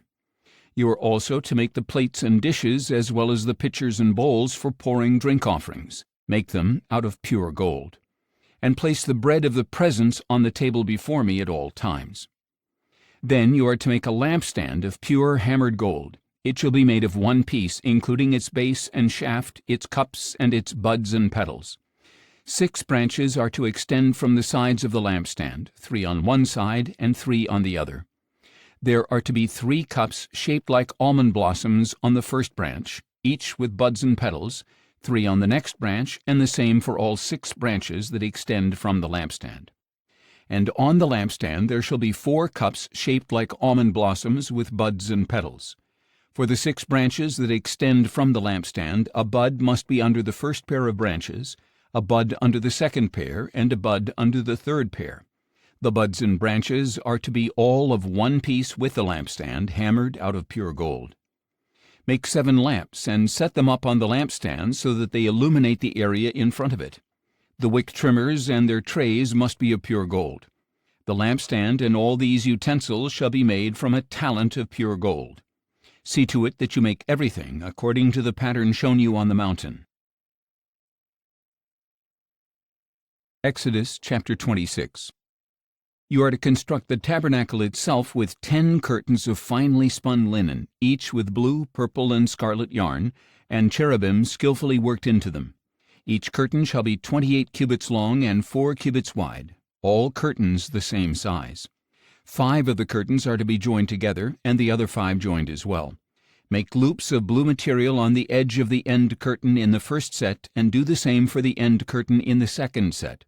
Make 50 loops on one curtain and 50 loops on the end curtain of the second set, so that the loops line up opposite one another. Make 50 gold clasps as well, and join the curtains together with the clasps, so that the tabernacle will be a unit. You are to make curtains of goat hair for the tent over the tabernacle, 11 curtains in all. Each of the 11 curtains is to be the same size, 30 cubits long and 4 cubits wide. Join 5 of the curtains into one set and the other 6 into another. Then fold the 6th curtain over double at the front of the tent. Make 50 loops along the edge of the end curtain in the first set, and 50 loops along the edge of the corresponding curtain in the second set. Make 50 bronze clasps, and put them through the loops to join the tent together as a unit. As for the overlap that remains of the tent curtains, the half curtain that is left over shall hang down over the back of the tabernacle. And the tent curtains will be a cubit longer on either side, and the excess will hang over the sides of the tabernacle to cover it. Also make a covering for the tent out of ram skins dyed red, and over that a covering of fine leather. You are to construct upright frames of acacia wood for the tabernacle. Each frame is to be 10 cubits long and a cubit and a half wide. 2 tenons must be connected to each other for each frame. Make all the frames of the tabernacle in this way. Construct 20 frames for the south side of the tabernacle, with 40 silver bases under the 20 frames, 2 bases for each frame, 1 under each tenon. For the second side of the tabernacle, the north side, make 20 frames and 40 silver bases, 2 bases under each frame. Make 6 frames for the rear of the tabernacle, the west side, and 2 frames for the 2 back corners of the tabernacle, coupled together from bottom to top and fitted into a single ring. These will serve as the 2 corners. So there are to be 8 frames and 16 silver bases, 2 under each frame. You are also to make 5 crossbars of acacia wood for the frames on one side of the tabernacle, 5 for those on the other side, and 5 for those on the rear side of the tabernacle to the west. The central crossbar in the middle of the frames shall extend from one end to the other. Overlay the frames with gold and make gold rings to hold the crossbars. Also overlay the crossbars with gold. So you are to set up the tabernacle according to the pattern shown you on the mountain. Make a veil of blue, purple, and scarlet yarn, and finely spun linen with cherubim skillfully worked into it. Hang it with gold hooks on 4 posts of acacia wood, overlaid with gold and standing on 4 silver bases. And hang the veil from the clasps and place the ark of the testimony behind the veil. So the veil will separate the holy place from the most holy place. Put the mercy seat on the ark of the testimony in the most holy place, and place the table outside the veil on the north side of the tabernacle, and put the lampstand opposite the table on the south side. For the entrance to the tent you are to make a curtain embroidered with blue, purple, and scarlet yarn and finely spun linen. Make 5 posts of acacia wood for the curtain, overlay them with gold hooks, and cast 5 bronze bases for them. Exodus chapter 27. You are to build an altar of acacia wood. The altar must be square, 5 cubits long, 5 cubits wide, and 3 cubits high. Make a horn on each of its 4 corners, so that the horns are of one piece, and overlay it with bronze. Make all its utensils of bronze, its pots for removing ashes, its shovels, its sprinkling bowls, its meat forks, and its fire pans. Construct for it a grate of bronze mesh, and make a bronze ring at each of the 4 corners of the mesh. Set the grate beneath the ledge of the altar so that the mesh comes halfway up the altar. Additionally, make poles of acacia wood for the altar and overlay them with bronze. The poles are to be inserted into the rings so that the poles are on 2 sides of the altar when it is carried. Construct the altar with boards so that it is hollow. It is to be made just as you were shown on the mountain. You are also to make a courtyard for the tabernacle. On the south side of the courtyard make curtains of finely spun linen, 100 cubits long on one side, with 20 posts and 20 bronze bases and silver hooks and bands on the posts. Likewise, there are to be curtains on the north side, 100 cubits long, with 20 posts and 20 bronze bases, and with silver hooks and bands on the posts. The curtains on the west side of the courtyard shall be 50 cubits wide, with 10 posts and 10 bases. The east side of the courtyard toward the sunrise is to be 50 cubits wide. Make the curtains on one side 15 cubits long with 3 posts and 3 bases, and the curtains on the other side 15 cubits long with 3 posts and 3 bases. The gate of the courtyard shall be 20 cubits long, with a curtain embroidered with blue, purple, and scarlet yarn and finely spun linen. It shall have 4 posts and 4 bases. All the posts around the courtyard shall have silver bands, silver hooks, and bronze bases. The entire courtyard shall be 100 cubits long and 50 cubits wide, with curtains of finely spun linen 5 cubits high and with bronze bases. All the utensils of the tabernacle for every use, including all its tent pegs and the tent pegs of the courtyard, shall be made of bronze. And you are to command the Israelites to bring you pure oil of pressed olives for the light to keep the lamps burning continually. In the tent of meeting outside the veil that is in front of the testimony, Aaron and his sons are to tend the lamps before the Lord from evening until morning. This is to be a permanent statute for the Israelites for the generations to come. Exodus chapter 28. Next, have your brother Aaron brought to you from among the Israelites, along with his sons Nadab, Abihu, Eleazar, and Ithamar, to serve me as priests. Make holy garments for your brother Aaron to give him glory and splendor. You are to instruct all the skilled craftsmen whom I have filled with the spirit of wisdom to make garments for Aaron's consecration, so that he may serve me as priest. These are the garments that they shall make: a breastpiece, an ephod, a robe, a woven tunic, a turban, and a sash. They are to make these holy garments for your brother Aaron and his sons, so that they may serve me as priests. They shall use gold along with blue, purple, and scarlet yarn and fine linen.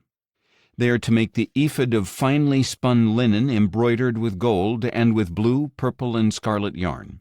It shall have 2 shoulder pieces attached at 2 of its corners, so it can be fastened. And the skillfully woven waistband of the ephod must be of 1 piece of the same workmanship, with gold, with blue, purple, and scarlet yarn, and with finely spun linen. Take 2 onyx stones and engrave on them the names of the sons of Israel, 6 of their names on 1 stone and the remaining 6 on the other, in the order of their birth. Engrave the names of the sons of Israel on the 2 stones the way a gem cutter engraves a seal. Then mount the stones in gold filigree settings. Fasten both stones on the shoulder pieces of the ephod as memorial stones for the sons of Israel. Aaron is to bear their names on his 2 shoulders as a memorial before the Lord. Fashion gold filigree settings and 2 chains of pure gold made of braided cordwork, and attach these chains to the settings. You are also to make a breastpiece of judgment with the same workmanship as the ephod. Construct it with gold, with blue, purple, and scarlet yarn, and with finely spun linen. It must be square when folded over double, a span long and a span wide. And mount on it a setting of gemstones, 4 rows of stones.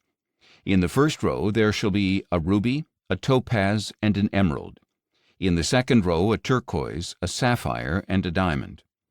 In the third row a jacinth, an agate, and an amethyst. And in the fourth row a beryl, an onyx, and a jasper. Mount these stones in gold filigree settings. The 12 stones are to correspond to the names of the sons of Israel, each engraved like a seal with the name of one of the 12 tribes. For the breastpiece, make braided chains like cords of pure gold. You are also to make 2 gold rings and fasten them to the 2 corners of the breastpiece. Then fasten the 2 gold chains to the 2 gold rings at the corners of the breastpiece, and fasten the other ends of the 2 chains to the 2 filigree settings, attaching them to the shoulder pieces of the ephod at the front. Make 2 more gold rings and attach them to the other 2 corners of the breastpiece, on the inside edge next to the ephod. Make 2 additional gold rings and attach them to the bottom of the 2 shoulder pieces of the ephod, on its front, near its seam just above its woven waistband. The rings of the breastpiece shall be tied to the rings of the ephod with a cord of blue yarn, so that the breastpiece is above the waistband of the ephod and does not swing out from the ephod. Whenever Aaron enters the holy place, he shall bear the names of the sons of Israel over his heart on the breastpiece of judgment, as a continual reminder before the Lord. And place the Urim and Thummim in the breastpiece of judgment, so that they will also be over Aaron's heart whenever he comes before the Lord. Aaron will continually carry the judgment of the sons of Israel over his heart before the Lord. You are to make the robe of the ephod entirely of blue cloth, with an opening at its top in the center. Around the opening shall be a woven collar with an opening like that of a garment, so that it will not tear. Make pomegranates of blue, purple, and scarlet yarn all the way around the lower hem, with gold bells between them, alternating the gold bells and pomegranates around the lower hem of the robe. Aaron must wear the robe whenever he ministers, and its sound will be heard when he enters or exits the sanctuary before the Lord, so that he will not die. You are to make a plate of pure gold and engrave on it as on a seal, "Holy to the Lord." Fasten to it a blue cord to mount it on the turban. It shall be on the front of the turban, and it will be worn on Aaron's forehead, so that he may bear the iniquity of the holy things that the sons of Israel consecrate with regard to all their holy gifts.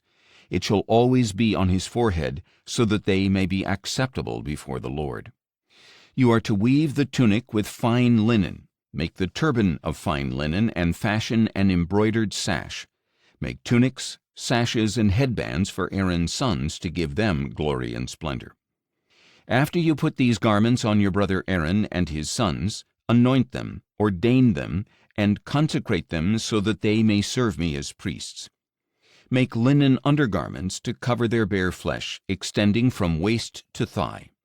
Aaron and his sons must wear them whenever they enter the tent of meeting or approach the altar to minister in the holy place, so that they will not incur guilt and die.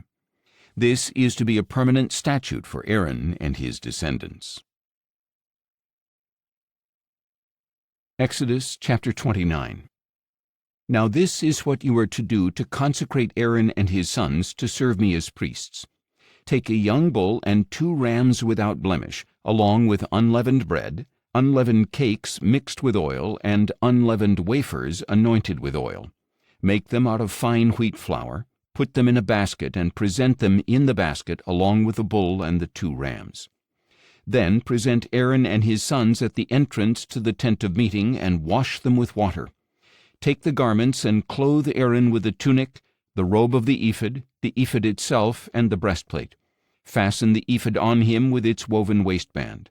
Put the turban on his head, and attach the holy diadem to the turban. Then take the anointing oil and anoint him by pouring it on his head. Present his sons as well, and clothe them with tunics.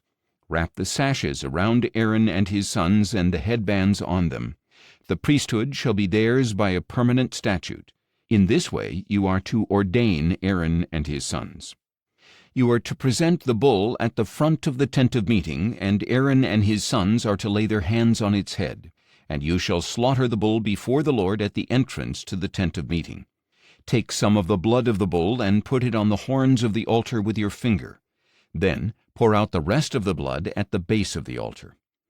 Take all the fat that covers the entrails and the lobe of the liver and both kidneys with the fat on them, and burn them on the altar. But burn the flesh of the bull and its hide and dung outside the camp. It is a sin offering. Take one of the rams, and Aaron and his sons shall lay their hands on its head. You are to slaughter the ram, take its blood, and sprinkle it on all sides of the altar. Cut the ram into pieces, wash the entrails and legs, and place them with its head and other pieces. Then burn the entire ram on the altar. It is a burnt offering to the Lord, a pleasing aroma, an offering made by fire to the Lord. Take the second ram, and Aaron and his sons are to lay their hands on its head. Slaughter the ram, take some of its blood, and put it on the right earlobes of Aaron and his sons, on the thumbs of their right hands, and on the big toes of their right feet. Sprinkle the remaining blood on all sides of the altar. And take some of the blood on the altar and some of the anointing oil, and sprinkle it on Aaron and his garments, as well as on his sons and their garments. Then he and his garments will be consecrated, as well as his sons and their garments. Take the fat from the ram, the fat tail, the fat covering the entrails, the lobe of the liver, both kidneys with the fat on them, and the right thigh, since this is a ram for ordination, along with 1 loaf of bread, 1 cake of bread made with oil, and 1 wafer from the basket of unleavened bread that is before the Lord. Put all these in the hands of Aaron and his sons, and wave them before the Lord as a wave offering. Then take them from their hands and burn them on the altar atop the burnt offering as a pleasing aroma before the Lord. It is an offering made by fire to the Lord. Take the breast of the ram of Aaron's ordination and wave it before the Lord as a wave offering, and it will be your portion. Consecrate for Aaron and his sons the breast of the wave offering that is waved, and the thigh of the heave offering that is lifted up from the ram of ordination. This will belong to Aaron and his sons as a regular portion from the Israelites, for it is the heave offering the Israelites will make to the Lord from their peace offerings. The holy garments that belong to Aaron will belong to his sons after him, so they can be anointed and ordained in them. The son who succeeds him as priest and enters the tent of meeting to minister in the holy place must wear them for 7 days. You are to take the ram of ordination and boil its flesh in a holy place. At the entrance to the tent of meeting, Aaron and his sons are to eat the meat of the ram and the bread that is in the basket. They must eat those things by which atonement was made for their ordination and consecration. But no outsider may eat them, because these things are sacred. And if any of the meat of ordination or any bread is left until the morning, you are to burn up the remainder. It must not be eaten, because it is sacred. This is what you are to do for Aaron and his sons, based on all that I have commanded you, taking 7 days to ordain them. Sacrifice a bull as a sin offering each day for atonement. Purify the altar by making atonement for it, and anoint it to consecrate it. For 7 days you shall make atonement for the altar and consecrate it. Then the altar will become most holy. Whatever touches the altar will be holy. This is what you are to offer regularly on the altar, each day: 2 lambs that are a year old. Offer 1 lamb in the morning and the other at twilight. With the first lamb offer 1/10 of an ephah of fine flour mixed with 1/4 hin of oil from pressed olives, and a drink offering of 1/4 hin of wine. And offer the second lamb at twilight with the same grain offering and drink offering as in the morning, as a pleasing aroma, an offering made by fire to the Lord. For the generations to come this burnt offering shall be made regularly at the entrance to the tent of meeting before the Lord, where I will meet you to speak with you. I will also meet with the Israelites there, and that place will be consecrated by my glory. So I will consecrate the tent of meeting and the altar, and I will consecrate Aaron and his sons to serve me as priests. Then I will dwell among the Israelites and be their God, and they will know that I am the Lord their God, who brought them out of the land of Egypt, so that I might dwell among them. I am the Lord their God. Exodus chapter 30. You are also to make an altar of acacia wood for the burning of incense. It is to be square, 1 cubit long, 1 cubit wide, and 2 cubits high. Its horns must be of 1 piece. Overlay with pure gold the top and all the sides and horns, and make a molding of gold around it. And make 2 gold rings below the molding on opposite sides to hold the poles used to carry it. Make the poles of acacia wood, and overlay them with gold. Place the altar in front of the veil that is before the ark of the testimony, before the mercy seat that is over the testimony, where I will meet with you. And Aaron is to burn fragrant incense on it every morning when he tends the lamps. When Aaron sets up the lamps at twilight, he must burn the incense perpetually before the Lord for the generations to come. On this altar you must not offer unauthorized incense or a burnt offering or grain offering, nor are you to pour a drink offering on it. Once a year Aaron shall make atonement on the horns of the altar. Throughout your generations he shall make atonement on it annually with the blood of the sin offering of atonement. The altar is most holy to the Lord. Then the Lord said to Moses, When you take a census of the Israelites to number them, each man must pay the Lord a ransom for his life when he is counted. Then no plague will come upon them when they are numbered. Everyone who crosses over to those counted must pay a half shekel according to the sanctuary shekel, which weighs 20 gerahs. This half shekel is an offering to the Lord. Everyone 20 years of age or older who crosses over must give this offering to the Lord. In making the offering to the Lord to atone for your lives, the rich shall not give more than a half shekel, nor shall the poor give less. Take the atonement money from the Israelites and use it for the service of the tent of meeting. It will serve as a memorial for the Israelites before the Lord to make atonement for your lives. And the Lord said to Moses, You are to make a bronze basin with a bronze stand for washing. Set it between the tent of meeting and the altar, and put water in it, with which Aaron and his sons are to wash their hands and feet. Whenever they enter the tent of meeting or approach the altar to minister by presenting an offering made by fire to the Lord, they must wash with water so that they will not die. Thus they are to wash their hands and feet so that they will not die. This shall be a permanent statute for Aaron and his descendants for the generations to come. Then the Lord said to Moses, Take the finest spices, 500 shekels of liquid myrrh, half that amount, 250 shekels, of fragrant cinnamon, 250 shekels of fragrant cane, 500 shekels of cassia, all according to the sanctuary shekel, and a hin of olive oil. Prepare from these a sacred anointing oil, a fragrant blend, the work of a perfumer. It will be a sacred anointing oil. Use this oil to anoint the tent of meeting, the ark of the testimony, the table and all its utensils, the lampstand and its utensils, the altar of incense, the altar of burnt offering and all its utensils, and the basin with its stand. You are to consecrate them so that they will be most holy. Whatever touches them shall be holy. Anoint Aaron and his sons and consecrate them to serve me as priests. And you are to tell the Israelites, this will be my sacred anointing oil for the generations to come. It must not be used to anoint an ordinary man, and you must not make anything like it with the same formula. It is holy, and it must be holy to you. Anyone who mixes perfume like it or puts it on an outsider shall be cut off from his people. The Lord also said to Moses, take fragrant spices, gum resin, onycha, galbanum, and pure frankincense in equal measures, and make a fragrant blend of incense, the work of a perfumer, seasoned with salt, pure and holy. Grind some of it into fine powder and place it in front of the testimony in the tent of meeting where I will meet with you. It shall be most holy to you. You are never to use this formula to make incense for yourselves. You shall regard it as holy to the Lord.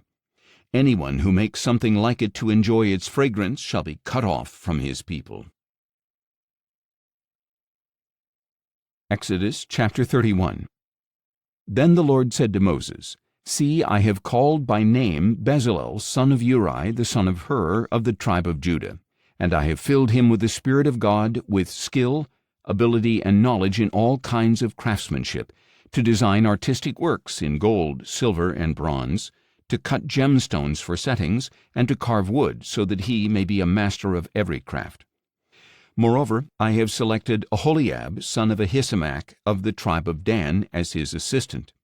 I have also given skill to all the craftsmen, that they may fashion all that I have commanded you, the tent of meeting, the ark of the testimony, and the mercy seat upon it, and all the other furnishings of the tent, the table with its utensils, the pure gold lampstand with all its utensils, the altar of incense, the altar of burnt offering with all its utensils, and the basin with its stand, as well as the woven garments, both the holy garments for Aaron the priest and the garments for his sons to serve as priests, in addition to the anointing oil and fragrant incense for the holy place.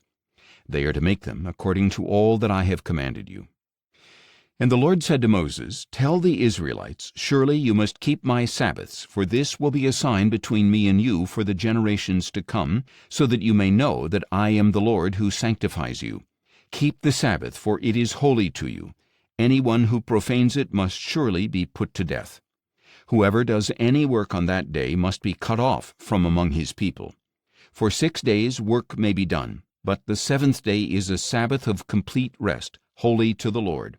Whoever does any work on the Sabbath day must surely be put to death. The Israelites must keep the Sabbath, celebrating it as a permanent covenant for the generations to come.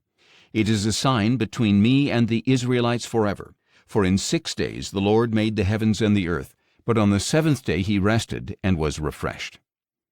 When the Lord had finished speaking with Moses on Mount Sinai, he gave him the 2 tablets of the testimony, tablets of stone inscribed by the finger of God. Exodus chapter 32. Now when the people saw that Moses was delayed in coming down from the mountain, they gathered around Aaron and said, Come, make us gods who will go before us. As for this Moses who brought us up out of the land of Egypt, we do not know what has happened to him. So Aaron told them, Take off the gold earrings that are on your wives and sons and daughters, and bring them to me. Then all the people took off their gold earrings and brought them to Aaron. He took the gold from their hands, and with an engraving tool he fashioned it into a molten calf. And they said, These, O Israel, are your gods, who brought you up out of the land of Egypt. When Aaron saw this, he built an altar before the calf and proclaimed, Tomorrow shall be a feast to the Lord. So the next day they arose, offered burnt offerings, and presented peace offerings. And the people sat down to eat and drink, and got up to indulge in revelry. Then the Lord said to Moses, Go down at once, for your people whom you brought up out of the land of Egypt have corrupted themselves. How quickly they have turned aside from the way that I commanded them. They have made for themselves a molten calf, and have bowed down to it. They have sacrificed to it, and said, These, O Israel, are your gods, who brought you up out of the land of Egypt. The Lord also said to Moses, I have seen this people, and they are indeed a stiff-necked people. Now leave me alone, so that my anger may burn against them and consume them. Then I will make you into a great nation. But Moses sought the favor of the Lord his God, saying, O Lord, why does your anger burn against your people whom you brought out of the land of Egypt with great power and a mighty hand? Why should the Egyptians declare, He brought them out with evil intent to kill them in the mountains and wipe them from the face of the earth? Turn from your fierce anger and relent from doing harm to your people.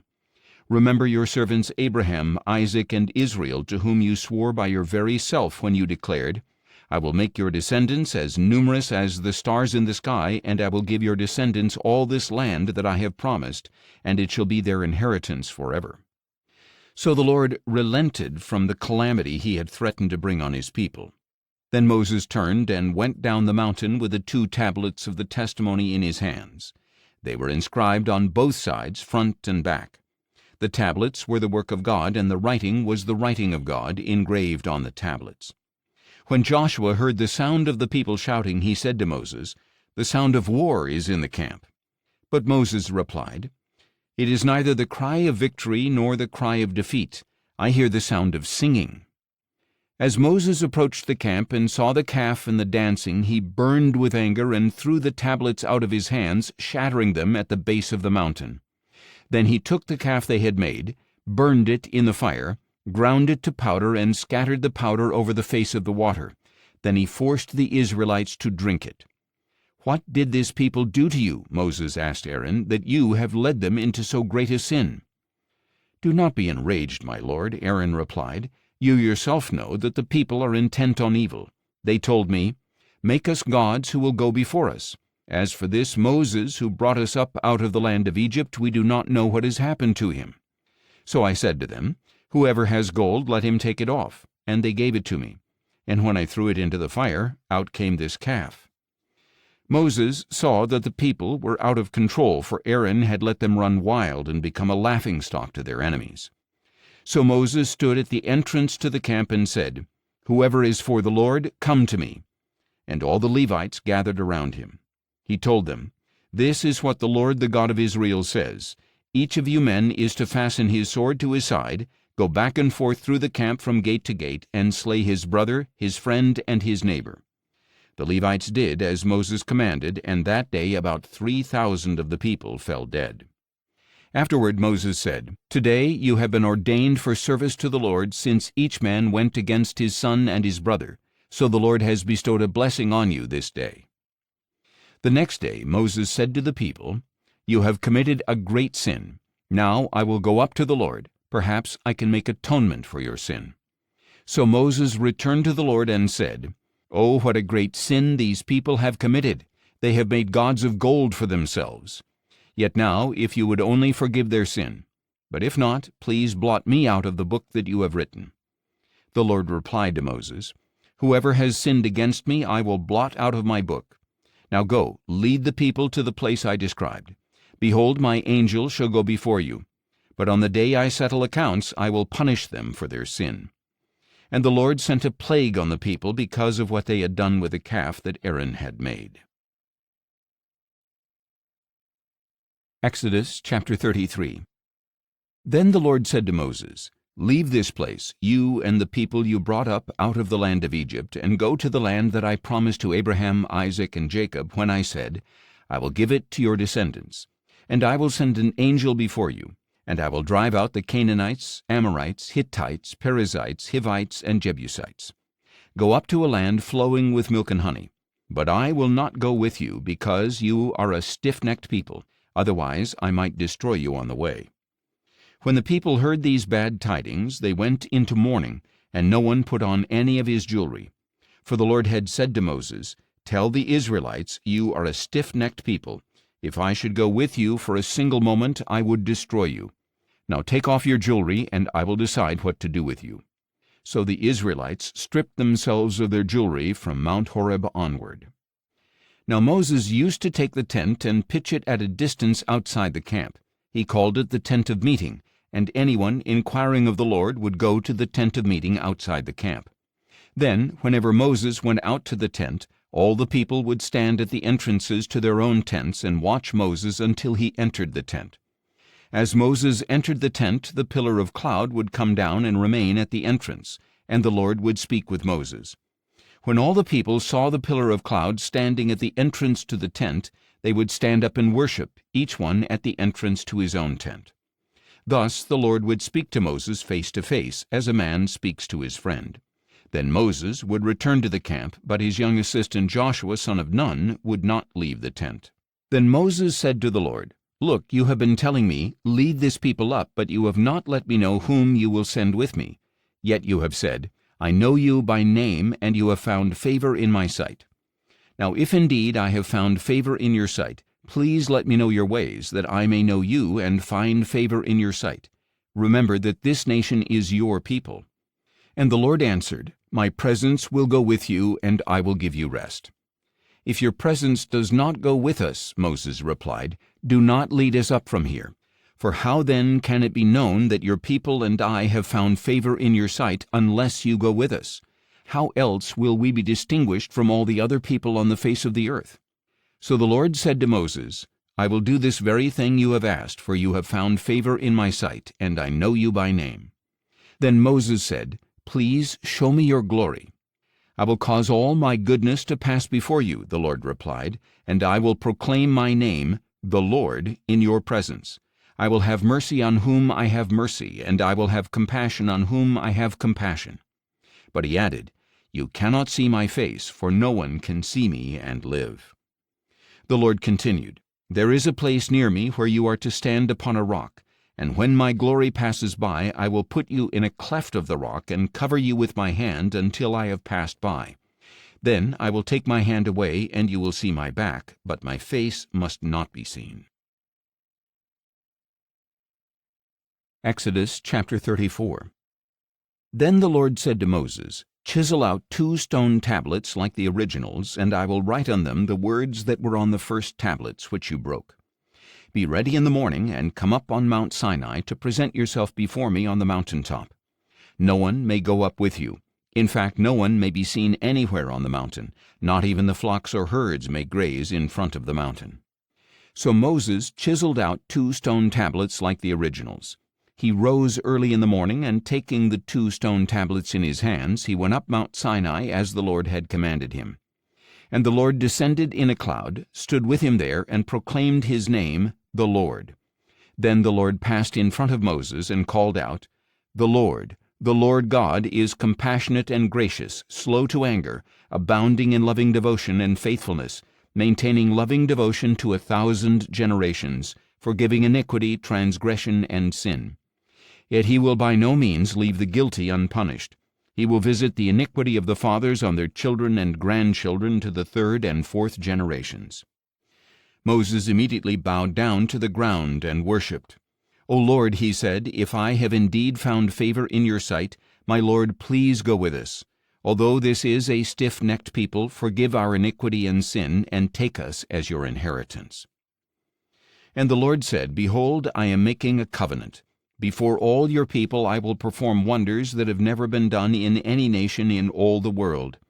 All the people among whom you live will see the Lord's work, for it is an awesome thing that I am doing with you. Observe what I command you this day. I will drive out before you the Amorites, Canaanites, Hittites, Perizzites, Hivites, and Jebusites. Be careful not to make a treaty with the inhabitants of the land you are entering, lest they become a snare in your midst. Rather, you must tear down their altars, smash their sacred stones, and chop down their Asherah poles. For you must not worship any other god, for the Lord, whose name is jealous, is a jealous God. Do not make a covenant with the inhabitants of the land, for when they prostitute themselves to their gods and sacrifice to them, they will invite you, and you will eat their sacrifices. And when you take some of their daughters as brides for your sons, Their daughters will prostitute themselves to their gods and cause your sons to do the same.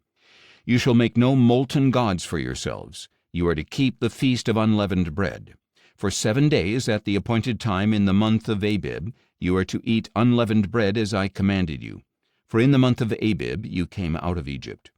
The first offspring of every womb belongs to me, including all the firstborn males among your livestock, whether cattle or sheep. You must redeem the firstborn of a donkey with a lamb. But if you do not redeem it, you are to break its neck. You must redeem all the firstborn of your sons. No one shall appear before me empty-handed. 6 days you shall labor, but on the 7th day you shall rest. Even in the seasons of plowing and harvesting you must rest. And you are to celebrate the Feast of Weeks with the firstfruits of the wheat harvest, and the Feast of Ingathering at the turn of the year. 3 times a year all your males are to appear before the Lord God, the God of Israel. For I will drive out the nations before you, and enlarge your borders, and no one will covet your land when you go up 3 times a year to appear before the Lord your God. Do not offer the blood of a sacrifice to me along with anything leavened, and do not let any of the sacrifice from the Passover feast remain until morning. Bring the best of the firstfruits of your soil to the house of the Lord your God. You must not cook a young goat in its mother's milk. The Lord also said to Moses, Write down these words, for in accordance with these words I have made a covenant with you and with Israel. So Moses was there with the Lord 40 days and 40 nights without eating bread or drinking water. He wrote on the tablets the words of the covenant, the 10 Commandments. And when Moses came down from Mount Sinai with the 2 tablets of the testimony in his hands, he was unaware that his face had become radiant from speaking with the Lord. Aaron and all the Israelites looked at Moses, and behold, his face was radiant, and they were afraid to approach him. But Moses called out to them. So Aaron and all the leaders of the congregation returned to him, and Moses spoke to them. And after this all the Israelites came near, and Moses commanded them to do everything that the Lord had told him on Mount Sinai.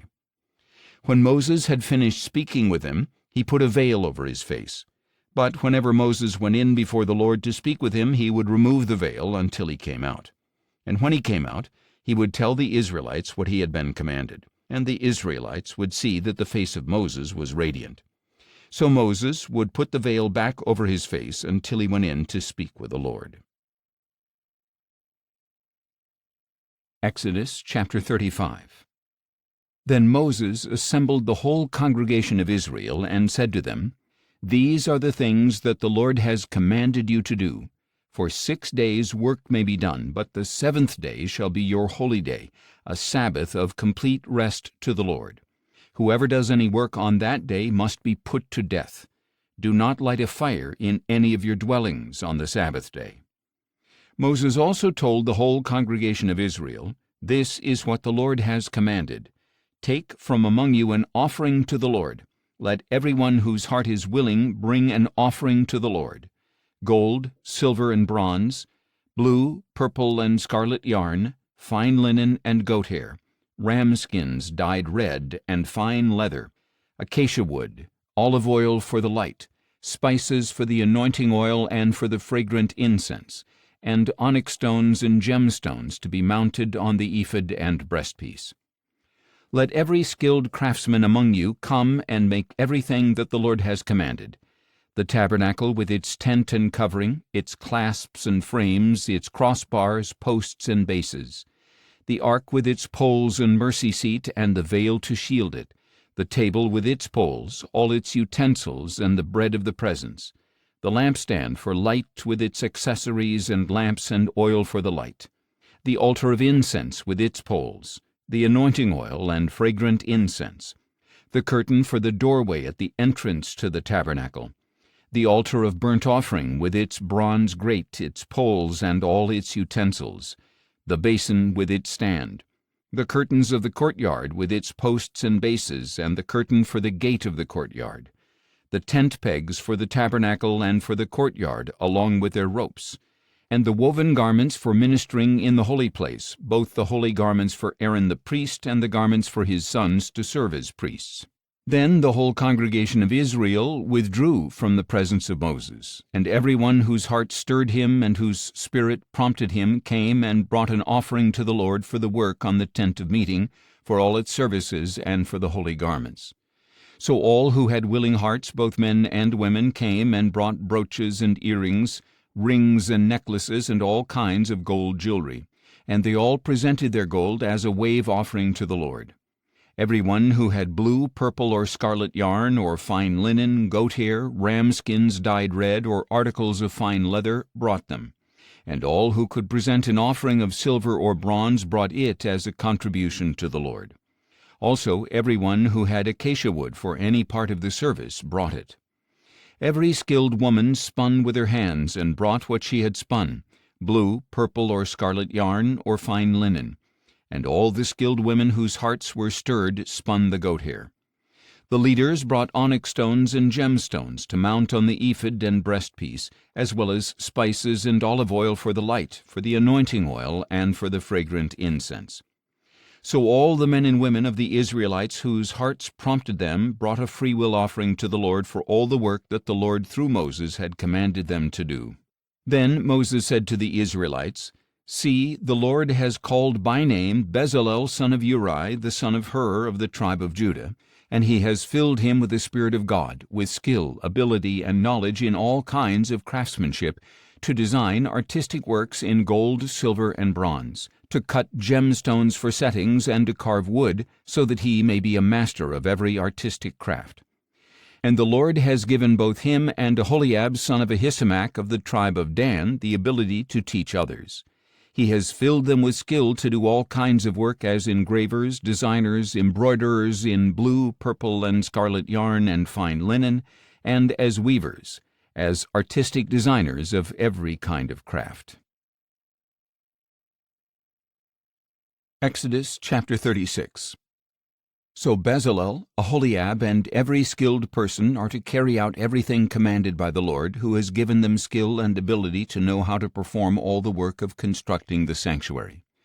Then Moses summoned Bezalel, Aholiab, and every skilled person whom the Lord had gifted, everyone whose heart stirred him to come and do the work. They received from Moses all the contributions that the Israelites had brought to carry out the service of constructing the sanctuary. Meanwhile the people continued to bring freewill offerings morning after morning, so that all the skilled craftsmen who were doing all the work on the sanctuary left their work and said to Moses, "The people are bringing more than enough for doing the work the Lord has commanded us to do." After Moses had given an order, they sent a proclamation throughout the camp. No man or woman should make anything else as an offering for the sanctuary. So the people were restrained from bringing more, since what they already had was more than enough to perform all the work. All the skilled craftsmen among the workmen made the 10 curtains for the tabernacle. They were made of finely spun linen, as well as blue, purple, and scarlet yarn, with cherubims skillfully worked into them. Each curtain was 28 cubits long and 4 cubits wide. All the curtains were the same size. And he joined 5 of the curtains together, and the other 5 he joined as well. He made loops of blue material on the edge of the end curtain in the first set, and also on the end curtain in the second set. He made 50 loops on one curtain, and 50 loops on the end curtain of the second set, so that the loops lined up opposite one another. He also made 50 gold clasps to join the curtains together, so that the tabernacle was a unit. He then made curtains of goat hair for the tent over the tabernacle, 11 curtains in all. Each of the 11 curtains was the same size, 30 cubits long and 4 cubits wide. He joined 5 of the curtains into one set and the other 6 into another. He made 50 loops along the edge of the end curtain in the first set, and 50 loops along the edge of the corresponding curtain in the second set. He also made 50 bronze clasps to join the tent together as a unit. Additionally, he made for the tent a covering of ram skins dyed red, and over that a covering of fine leather. Next he constructed upright frames of acacia wood for the tabernacle. Each frame was 10 cubits long and 1.5 cubits wide. 2 tenons were connected to each other for each frame. He made all the frames of the tabernacle in this way. He constructed 20 frames for the south side of the tabernacle, with 40 silver bases to put under the 20 frames, 2 bases for each frame, 1 under each tenon. For the second side of the tabernacle, the north side, he made 20 frames and 40 silver bases, 2 bases under each frame. He made 6 frames for the rear of the tabernacle, the west side, and 2 frames for the 2 back corners of the tabernacle, coupled together from bottom to top and fitted into a single ring. He made both corners in this way. So there were 8 frames and 16 silver bases, 2 under each frame. He also made 5 crossbars of acacia wood for the frames on one side of the tabernacle, 5 for those on the other side, and 5 for those on the rear side of the tabernacle to the west. He made the central crossbar to run through the center of the frames from one end to the other. And he overlaid the frames with gold and made gold rings to hold the crossbars. He also overlaid the crossbars with gold. Next he made a veil of blue, purple, and scarlet yarn and finely spun linen with cherubim skillfully worked into it. He also made 4 posts of acacia wood for it and overlaid them with gold, along with gold hooks, and he cast 4 silver bases for the posts. For the entrance to the tent he made a curtain embroidered with blue, purple, and scarlet yarn and finely spun linen, together with 5 posts and their hooks. He overlaid the tops of the posts and their bands with gold, and their 5 bases were bronze. Exodus chapter 37. Bezalel went on to construct the ark of acacia wood, 2½ cubits long, 1½ cubits wide, and 1½ cubits high. He overlaid it with pure gold, both inside and out, and made a gold molding around it. And he cast 4 gold rings for its 4 feet, 2 rings on one side and 2 on the other. Then he made poles of acacia wood and overlaid them with gold. He inserted the poles into the rings on the sides of the ark in order to carry it. He constructed a mercy seat of pure gold, 2½ cubits long and 1½ cubits wide. He made 2 cherubim of hammered gold at the ends of the mercy seat, 1 cherub on one end and 1 on the other, all made from 1 piece of gold. And the cherubim had wings that spread upward, overshadowing the mercy seat. The cherubim faced each other, looking toward the mercy seat. He also made the table of acacia wood 2 cubits long, 1 cubit wide, and 1½ cubits high. He overlaid it with pure gold and made a gold molding around it. And he made a rim around it 1 handbreadth wide and put a gold molding on the rim. He cast 4 gold rings for the table and fastened them to the 4 corners at its 4 legs. The rings were placed close to the rim to serve as holders for the poles used to carry the table. He made the poles of acacia wood for carrying the table and overlaid them with gold. He also made the utensils for the table out of pure gold, its plates and dishes as well as its bowls and pitchers for pouring drink offerings. Then he made the lampstand out of pure hammered gold, all of 1 piece, its base and shaft, its cups and its buds and petals. 6 branches extended from the sides, 3 on one side and 3 on the other. There were 3 cups shaped like almond blossoms on the first branch, each with buds and petals, 3 on the next branch, and the same for all 6 branches that extended from the lampstand. And on the lampstand were 4 cups shaped like almond blossoms with buds and petals. A bud was under the first pair of branches that extended from the lampstand, a bud under the second pair, and a bud under the third pair. The buds and branches were all of 1 piece with the lampstand, hammered out of pure gold. He also made its 7 lamps, its wick trimmers and trays of pure gold. He made the lampstand and all its utensils from a talent of pure gold. He made the altar of incense out of acacia wood.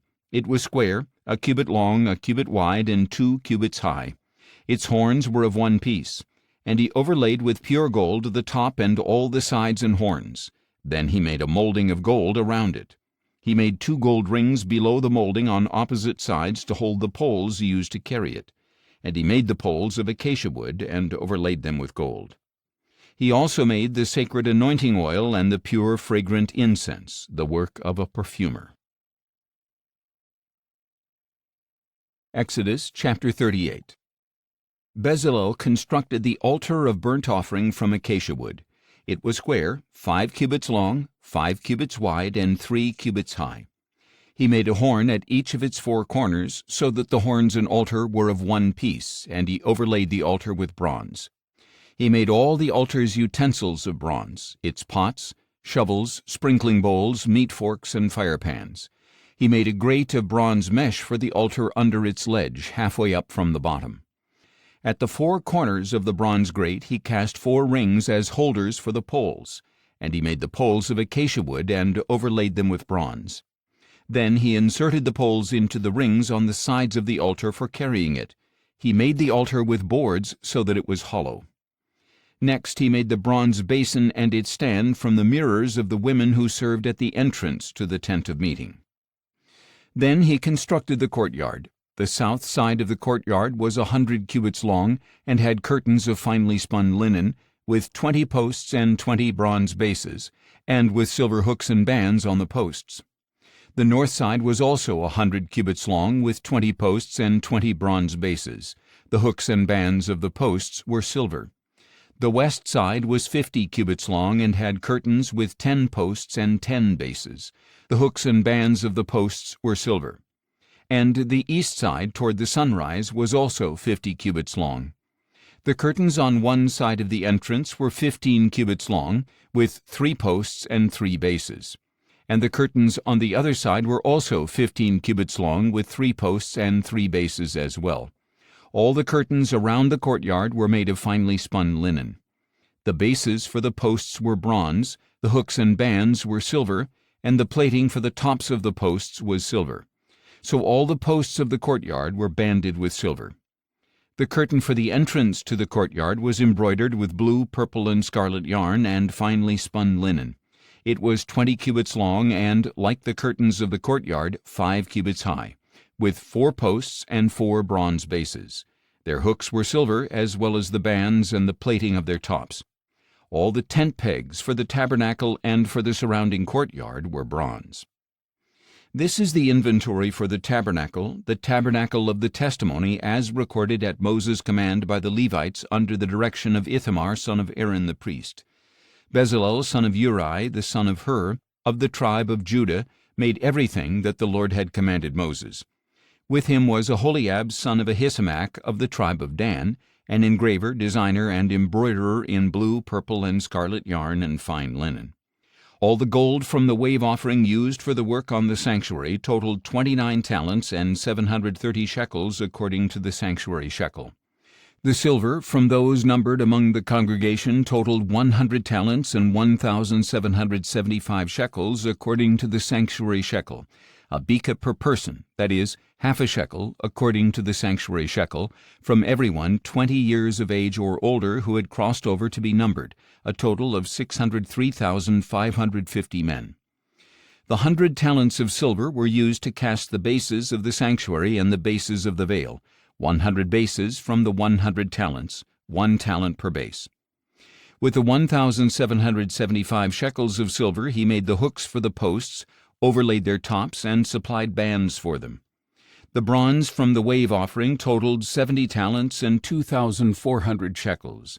He used it to make the bases for the entrance to the tent of meeting, the bronze altar and its bronze grating, all the utensils for the altar, the bases for the surrounding courtyard and its gate, and all the tent pegs for the tabernacle and its surrounding courtyard. Exodus chapter 39. From the blue, purple, and scarlet yarn they made specially woven garments for ministry in the sanctuary, as well as the holy garments for Aaron, just as the Lord had commanded Moses. Bezalel made the ephod of finely spun linen embroidered with gold and with blue, purple, and scarlet yarn. They hammered out thin sheets of gold and cut threads from them to interweave with the blue, purple, and scarlet yarn and fine linen, the work of a skilled craftsman. They made shoulder pieces for the ephod, which were attached at 2 of its corners so it could be fastened, and the skillfully woven waistband of the ephod was of one piece with the ephod, of the same workmanship, with gold, with blue, purple, and scarlet yarn, and with finely spun linen, just as the Lord had commanded Moses. They mounted the onyx stones in gold filigree settings, engraved like a seal with the names of the sons of Israel, Then they fastened them on the shoulder pieces of the ephod as memorial stones for the sons of Israel, as the Lord had commanded Moses. He made the breastpiece with the same workmanship as the ephod, with gold, with blue, purple, and scarlet yarn, and with finely spun linen. It was square when folded over double, a span long and a span wide. And they mounted on it 4 rows of gemstones. The first row had a ruby, a topaz, and an emerald. The second row had a turquoise, a sapphire, and a diamond. The third row had a jacinth, an agate, and an amethyst. And the fourth row had a beryl, an onyx, and a jasper. These stones were mounted in gold filigree settings. The 12 stones corresponded to the names of the sons of Israel. Each stone was engraved like a seal with the name of one of the 12 tribes. For the breastpiece they made braided chains like cords of pure gold. They also made 2 gold filigree settings and 2 gold rings, and fastened the 2 rings to the 2 corners of the breastpiece. Then they fastened the 2 gold chains to the 2 gold rings at the corners of the breastpiece, and they fastened the other ends of the 2 chains to the 2 filigree settings, attaching them to the shoulder pieces of the ephod at the front. They made 2 more gold rings and attached them to the other 2 corners of the breastpiece on the inside edge next to the ephod. They made 2 additional gold rings and attached them to the bottom of the 2 shoulder pieces of the ephod, on its front, near the seam just above its woven waistband. Then they tied the rings of the breastpiece to the rings of the ephod with a cord of blue yarn, so that the breastpiece was above the waistband of the ephod and would not swing out from the ephod, just as the Lord had commanded Moses. They made the robe of the ephod entirely of blue cloth, the work of a weaver, with an opening in the center of the robe like that of a garment, with a collar around the opening so that it would not tear. They made pomegranates of blue, purple, and scarlet yarn and finely spun linen on the lower hem of the robe. They also made bells of pure gold and attached them around the hem between the pomegranates, alternating the bells and pomegranates around the lower hem of the robe to be worn for ministry, just as the Lord had commanded Moses.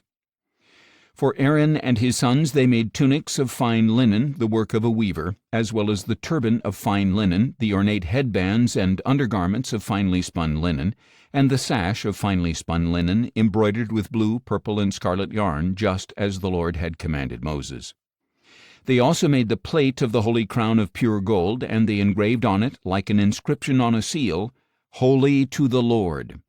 Then they fastened to it a blue cord to mount it on the turban, just as the Lord had commanded Moses. So all the work for the tabernacle, the tent of meeting, was completed. The Israelites did everything just as the Lord had commanded Moses. Then they brought the tabernacle to Moses, the tent with all its furnishings, its clasps, its frames, its crossbars, and its posts and bases, the covering of ram skins dyed red, the covering of fine leather, and the veil of the covering, the ark of the testimony with its poles and the mercy seat, the table with all its utensils and the bread of the presence, the pure gold lampstand with its row of lamps and all its utensils, as well as the oil for the light, the gold altar, the anointing oil, the fragrant incense, and the curtain for the entrance to the tent, the bronze altar with its bronze grating, its poles and all its utensils, the basin with its stand, the curtains of the courtyard with its posts and bases, the curtain for the gate of the courtyard, its ropes and tent pegs, and all the equipment for the service of the tabernacle, the tent of meeting, and the woven garments for ministering in the sanctuary, both the holy garments for Aaron the priest and the garments for his sons to serve as priests. The Israelites had done all the work just as the Lord had commanded Moses, and Moses inspected all the work and saw that they had accomplished it just as the Lord had commanded. So Moses blessed them.